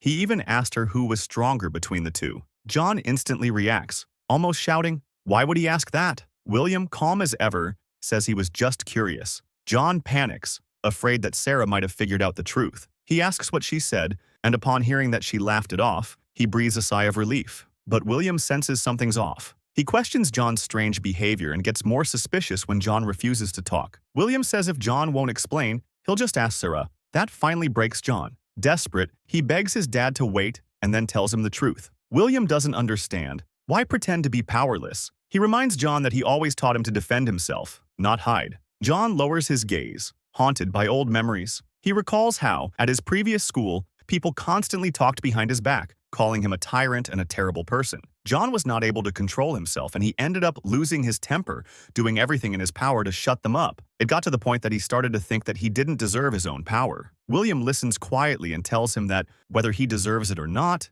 that power will always be part of him. John nods, but says living like a cripple feels more right. With Sarah by his side, he can be himself without being judged for how strong he is. But William challenges that. He talks about trust, yet he's lying to her. The words hit John hard. How long does he plan to keep hiding it? William reminds him he can't keep it up forever. John snaps, saying he knows that already, but right now, he has no reason to tell her. Internally, William suspects John's real fear, that Sarah will leave him once she finds out. That night, John and Sarah are doing homework, while William naps on the sofa. John struggles with a question and asks Sarah if she got 103 degrees too. She stares at him, baffled by his answer. It wasn't even a degree-based problem. She gets up to check what he did, but before she can, William wakes up. He's surprised they're still doing homework so late. John says the questions are hard, but William points out Sarah finished hours ago. John is left speechless, while Sarah beams with pride. William adds that he didn't fly all the way there just to watch John study. He gets up and asks where the poker set is. He's in the mood to play cards. John is clearly embarrassed by his dad, but Sarah laughs and says William is awesome. He actually prioritizes spending time with his son, unlike her mom. The three of them are now seated, playing a game of poker. With her current hand, Sarah feels confident and raises her bet. John and William don't flinch and immediately match the raise, surprising Sarah with their composure. She glances at the table and realizes the situation doesn't look favorable for her. She decides to wait, expecting John's move. He promptly raises the bet to a ridiculous level, shocking her with the confidence he must have in his hand. However, based on the cards on the table, his chances of winning appear to be very low. Sarah tries to tell if John is bluffing, but his expression reveals nothing. Suddenly, William goes all in as well. Sarah's mind is spinning as she tries to deduce their hands and see if she has any shot at victory. But in the end, she folds, deciding she'd rather witness the showdown between father and son. They reveal their cards, and William emerges victorious, exposing John's bluff. Sarah slams the table, frustrated that she let herself get tricked. She actually had the winning hand, but their demeanor made her believe she didn't stand a chance. William explains that's the beauty of poker. Even without strong cards, you can win. What matters is how you carry yourself and how others perceive you. They begin a second game, and once again, Sarah has a solid hand. Determined not to fall for any bluffs, she aggressively raises her bet. John follows, but with a smaller amount, making Sarah think his hand might be weak. She raises the stakes even more, surprising both of them. Still composed, John matches her bet, but William folds in frustration. The match between John and Sarah finally begins. Without hesitation, John goes all in. Sarah starts feeling uneasy, doubting her hand. When she tries to read his face, it's completely blank, as if she's staring into a void. Despite the pressure, she chooses to continue, and both reveal their cards, making official John's victory. With a frustrated expression, Sarah still can't believe she got tricked again, despite having a strong hand. John praises her performance and credits his victory to luck. He's excited for another round, but Sarah is already tired and just wants to go to sleep. Later, William and John are asleep in the living room while Sarah lies awake, staring at the ceiling. She reflects on poker and realizes it's not just about the cards, but about presentation and perception. She finally understands how John manages to carry himself with such confidence. He uses the same principles of poker in everyday life, projecting certainty even when things aren't in his favor. But something felt different during the game. John is usually easy to read and highly expressive, yet today, it was like she couldn't see through him at all, while he read her like an open book. Morning arrives, and William is still sleeping on the couch. Suddenly, a loud scream jolts him awake. The culprit is John, who just managed to finish his homework on time. With barely any time left, he rushes to get ready, but not before telling his dad to visit a famous sandwich shop a couple of blocks away. Before leaving, he reminds William to ask Sarah for directions if he has trouble finding it. Since William is already up, he stretches a bit before heading out for a run. Just then, a groggy Sarah appears, asking what all the noise was about. After William explains that John was the one shouting, he invites her to join him on the run. She declines and heads back to bed. Meanwhile, at Wellston, Cecile is in the press room when someone knocks and walks in unannounced. It's Arlo, and he's clearly there for a reason. Without wasting time, he asks about the author of the bomb article. Cecile immediately realizes that Arlo is helping Remy and tells him to stop spoiling her. She's bitter about what's going to happen to Wellston after they graduate. She feels like they're leaving the school in incompetent hands that will ruin the order. She compares it to what happened when Ray was king, and that final remark pushes Arlo over the edge. He slams the table, startling Cecile. He reminds her that the reason she's no longer a royal is because Remy dethroned her, and that she should show more respect instead of mocking her. She should be grateful Remy didn't destroy her completely. Channeling his intimidating presence as the king of Wellstons, Arlo demands the name one last time. Cecile, now trembling, finally gives in and reveals it. Terrence, a name we haven't heard before. With a smug look, Arlo mocks her, saying, "That wasn't so hard, was it?" Elsewhere in the city, William and Sarah are leaving the sandwich shop John recommended. As they walk and talk about how good the food was, Sarah brings up a question that's been on her mind. She asks William about the inspiration behind Unordinary, saying she's never read anything quite like it. William explains that, as someone without powers, the world has always seemed unfair to him. That led him to wonder, what would the world be like if everyone were equal, if nobody had powers? And what if there existed a being with unmatched strength? Someone who could see people's strengths and weaknesses. How would that person guide the world to make people happy? He goes on to say that if he were that person, he'd want to create a world open to everyone, one that doesn't revolve around who's stronger. He admits it's a little embarrassing that the main character is based on him, but he's happy that the story resonated with so many people. Sarah then asks why he dedicated the book to John if the story was inspired by his own experiences. William reveals that, at the time, John was going through a rough period, and this surprises Sarah. He didn't have the right tools to reach out to John directly, so he tried speaking to him through the book. Despite everything, he says he feels relieved now. He's glad to see that John is doing well and that he has a friend like her looking out for him. Sarah brushes it off, saying there's no need to thank her. After all, John always finds a way to take care of himself. Night falls, and William is getting ready to leave, even though he only spent one night with John. He explains that his visit was just to check in and make sure John wasn't doing anything reckless. Now, feeling reassured, he says he's glad knowing Sarah is there to keep an eye on him. Sarah thanks William for writing such an inspiring story and wishes him the best. Despite everything, she says that he is strong in his own way. Moved by her words, William can't help but hug them both before heading out. Just before taking his taxi, William gives John a final reminder. The more he hides his secret, the worse things will get. John pulls away from the hug, replying that he knows. With a small smile, he tells his dad to be careful on the way home. As William walks to the car, he glances back at John and Sarah one last time. His expression changes. His thoughts drift to Claire. He silently begs his son to make his choices wisely, unsure if John could handle going through something like that again. Back inside the house, John reminds Sarah that tomorrow will be her last day of suspension and asks if she's excited. She coldly replies with a no. She knows that once she returns, her suspension will be the talk of the school. She'll have to face everyone's stares and gossip all over again. Sarah adds that maybe getting expelled would have been better. That comment strikes a chord in John, who disagrees. He tells her that someone as strong as her shouldn't have a mark like that on her record. Seeing how serious he looks, Sarah gives him a light kick and reminds him she was just joking. She admits that what she'll miss the most is her current situation, being away from school and her parents, with no one poking into her life. For once, she was able to clear her mind, and she's sure that going back is going to suck.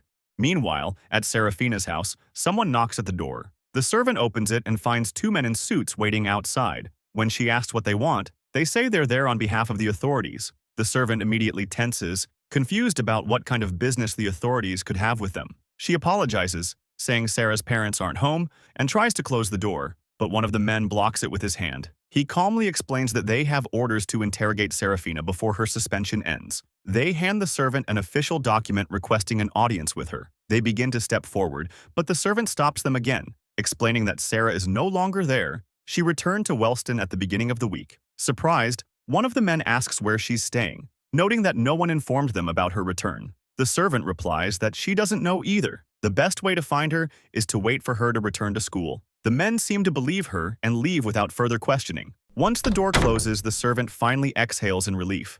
Apparently, the influence the authorities have is even greater than expected. At Wellston's infirmary, Keen is throwing a weird glance at the doc, making him uncomfortable. The doc finally snaps and Keen mocks him, saying that he looks gloomier than usual. Keen asks him how bad his date went and if he got dumped by Leela. The doc mentions that there was no date since she canceled on him. He continues, saying that her employer sent her away for 2 weeks. Keen comments that it was short notice for a trip that long, and the doc agrees, hoping that everything works out for her. In a different aisle of the school, we find Elaine, who upon noticing Arlo approaching, nervously avoids her gaze. However, she gets called by Arlo, who asks why she's ignoring him. Elaine excuses herself, saying that she didn't notice him. Arlo doesn't buy it. He's sure they made eye contact. Elaine dismisses his comment and gets ready to leave, but Arlo grabs her and orders her to wait. He asks her if she was able to keep the secret of him being beaten up. Elaine confirms that she didn't say anything, but this only increases Arlo's curiosity about her strange behavior. Arlo glances at her with authority, and this makes her remember the gaze John launched at her. She gives up and decides to talk, just to confirm that John was the person who defeated Arlo and his 2 classmates in the Wellston turf war area. Arlo asks her how she knows, and Elaine says that Serafina called her to heal John while she was staying at his home. While explaining that, a mysterious, invisible guy spies on them, who looks kind of familiar. Elaine starts trembling upon remembering the way John looked at her. Understandable, she felt like her life was at risk. She doesn't grasp exactly what it is, but she feels like there's something terrifying about John, to the point that even if Arlo is part of that, she doesn't want to get involved in anything related to John. And since she knows his secret, she feels like John could appear and go after her at any moment. Arlo tries to calm her down by patting her shoulder. He reaffirms that everything will be fine, as long as she keeps the secret and pretends she hasn't seen anything. Unintentionally, Elaine asks Arlo if he's already doing that because he's afraid of John. Arlo receives a direct hit on his pride and can't shake off the idea that he's actually scared. Suddenly, the invisible man makes a soft sound with his shoes, and Arlo perceives it. His suspicions that someone is following him around increase. Back at John's house, Sarah is finishing packing all her things. She's done much faster than expected, and for that, she decides to take a little walk to kill some time. She's in the middle of the street enjoying a drink, when suddenly a blonde girl detects her presence. She starts following Sarah, who remains unaware that she's being targeted. The blonde woman calls her, using the excuse that she left her phone at home and would be grateful if Sarah could tell her the time. During the interaction, someone else is spying on them, revealing that Sarah is Target 93, a code mentioned previously in the story. While the woman is talking, Sarah feels a strange sensation that travels all over her body and makes her drop her phone. The woman apologizes for making her drop it, but Sarah tells her not to worry. After giving her the time, the woman nervously thanks her and walks away quickly while her body was trembling. After a while, Sarah keeps walking, but she's been shaking ever since she felt that unsettling sensation. Suddenly, a loud noise catches her attention and she turns, revealing that a van is speeding directly toward her. She uses her ability to freeze time and moves out of the way. She notices that her body is trembling even more and starts worrying because she barely managed to avoid the impact. A man gets out of the van and immediately rushes toward her, asking if she's all right. Another man and a woman also get off the vehicle and start apologizing, insisting on whether she's truly okay. Stoically, Sarah tells them that she's fine, but warns them to drive more carefully. The woman doesn't believe she's truly all right and offers to take Sarah to the hospital. Forcefully,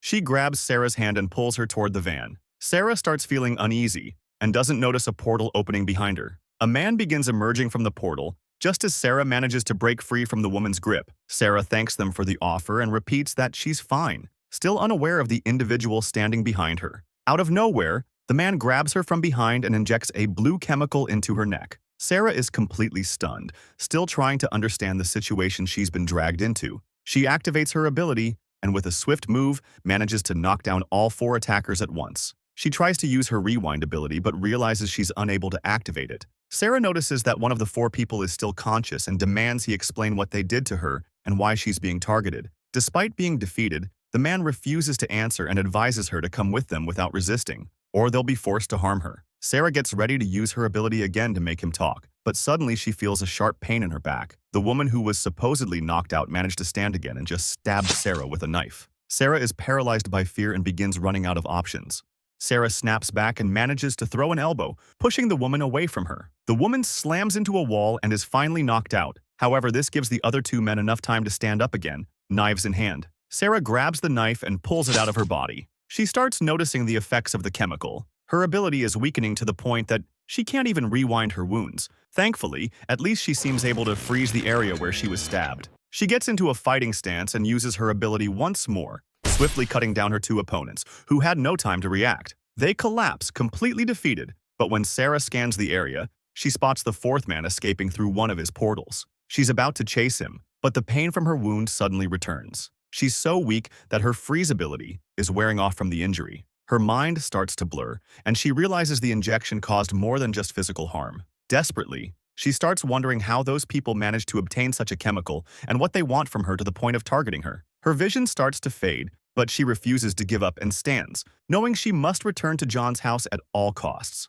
She walks down the street, limping while everyone stares at her. People begin noticing the bloodstain from the wound, but the only thing on Sarah's mind is returning and calling Elaine to get healed. Suddenly, someone grabs her shoulder, alerting her. The random man tells her that she looks like she's in trouble and offers to help, but Sarah manages to break free from his grip and threatens him with the knife. Sarah demands he back off, while the people around her start freaking out at the sight of her with a weapon. She begins to lose consciousness again and decides to flee the scene, knowing her body won't hold up much longer. Meanwhile, John is returning from school, relieved that it's finally Friday. His main plan for the day is to help Sarah move all her things back to the Wellston dorms. He approaches the entrance of his house, but something catches his attention. John notices bloodstains all over the door handle. Upon opening the door, the sight paralyzes him. He finds Sarah unconscious on the floor, her body covered in blood from the wound. John rushes to her, desperately trying to wake her up. He then notices her bleeding, and his mind can't process how this could have happened. John grabs Sarah's phone and immediately calls Elaine, who is resting in her room. She picks up the phone, thinking that Sarah is calling her, and asks if she's all packed up. However, she hears John's voice on the other end of the call and freezes in fear. John tells her that she must come over as quickly as possible to heal Sarah, but before he can finish explaining, Elaine hangs up on him. He starts calling her repeatedly, but Elaine refuses to answer, begging to be left alone in peace. John is boiling with fury, to the point of wanting to settle things violently if they ever cross paths again. Upon checking Sarah's contacts, John realizes that his only option is to call Arlo. At the dorms, Arlo picks up his phone, expecting an answer from Sarah, but he's surprised to hear John telling him to come to his house with Elaine immediately. Arlo tries to ask what's going on, but John cuts him off, yelling at him to hurry. A short while later, Arlo and Elaine arrive at John's house. Arlo is shocked when he sees Sarah in that condition, unable to comprehend how this is even possible. Elaine rushes to her, asking how she ended up like this, but receives no answer. Elaine is perplexed, knowing that Sarah is undefeatable and doesn't know anyone capable of doing something like this. She immediately turns to John, asking what he did to Sarah and how he dared to do something like that. She keeps rambling, and slowly John begins to get annoyed by her accusations. He finally snaps and demands that she shut up as he slaps her. Elaine is shocked, not believing that John actually hit her. John yells, demanding that she heal Sarah right away instead of talking nonsense. Slowly, Elaine uses her ability, and Sarah's wounds begin to heal. Arlo watches the scene, trying to figure out how Sarah got hurt. Maybe she encountered someone who overpowered her. But he immediately rejects the idea. Maybe someone jumped her. But that's also ridiculous since she's too fast. The only explanation Arlo can think of is that Sarah didn't use her ability when she was attacked. Elaine finally finishes and nervously explains that Sarah's wounds are healed and she should be fine. However, John menacingly asks her why Sarah isn't waking up yet. Shaking, Elaine says that she's not sure why, that she's healthy, but something must be wrong. John stands, yelling sarcastically that any idiot could say that, and he wants to know exactly what's wrong. Elaine is completely terrified, swearing that she truly doesn't know. John gets ready to slap her again, calling her a failure of a healer. Elaine shrugs and braces for the hit, but before it can land, Arlo grabs John's arm and demands that he stop. With anger in his eyes, Arlo tells him to figure out the reason himself if he's so eager to know. Without flinching, John stares at him and demands that he remove his hand from him. Thanks for watching. I hope you enjoyed the video and don't forget to like and subscribe. See you in the next one. Bye-bye.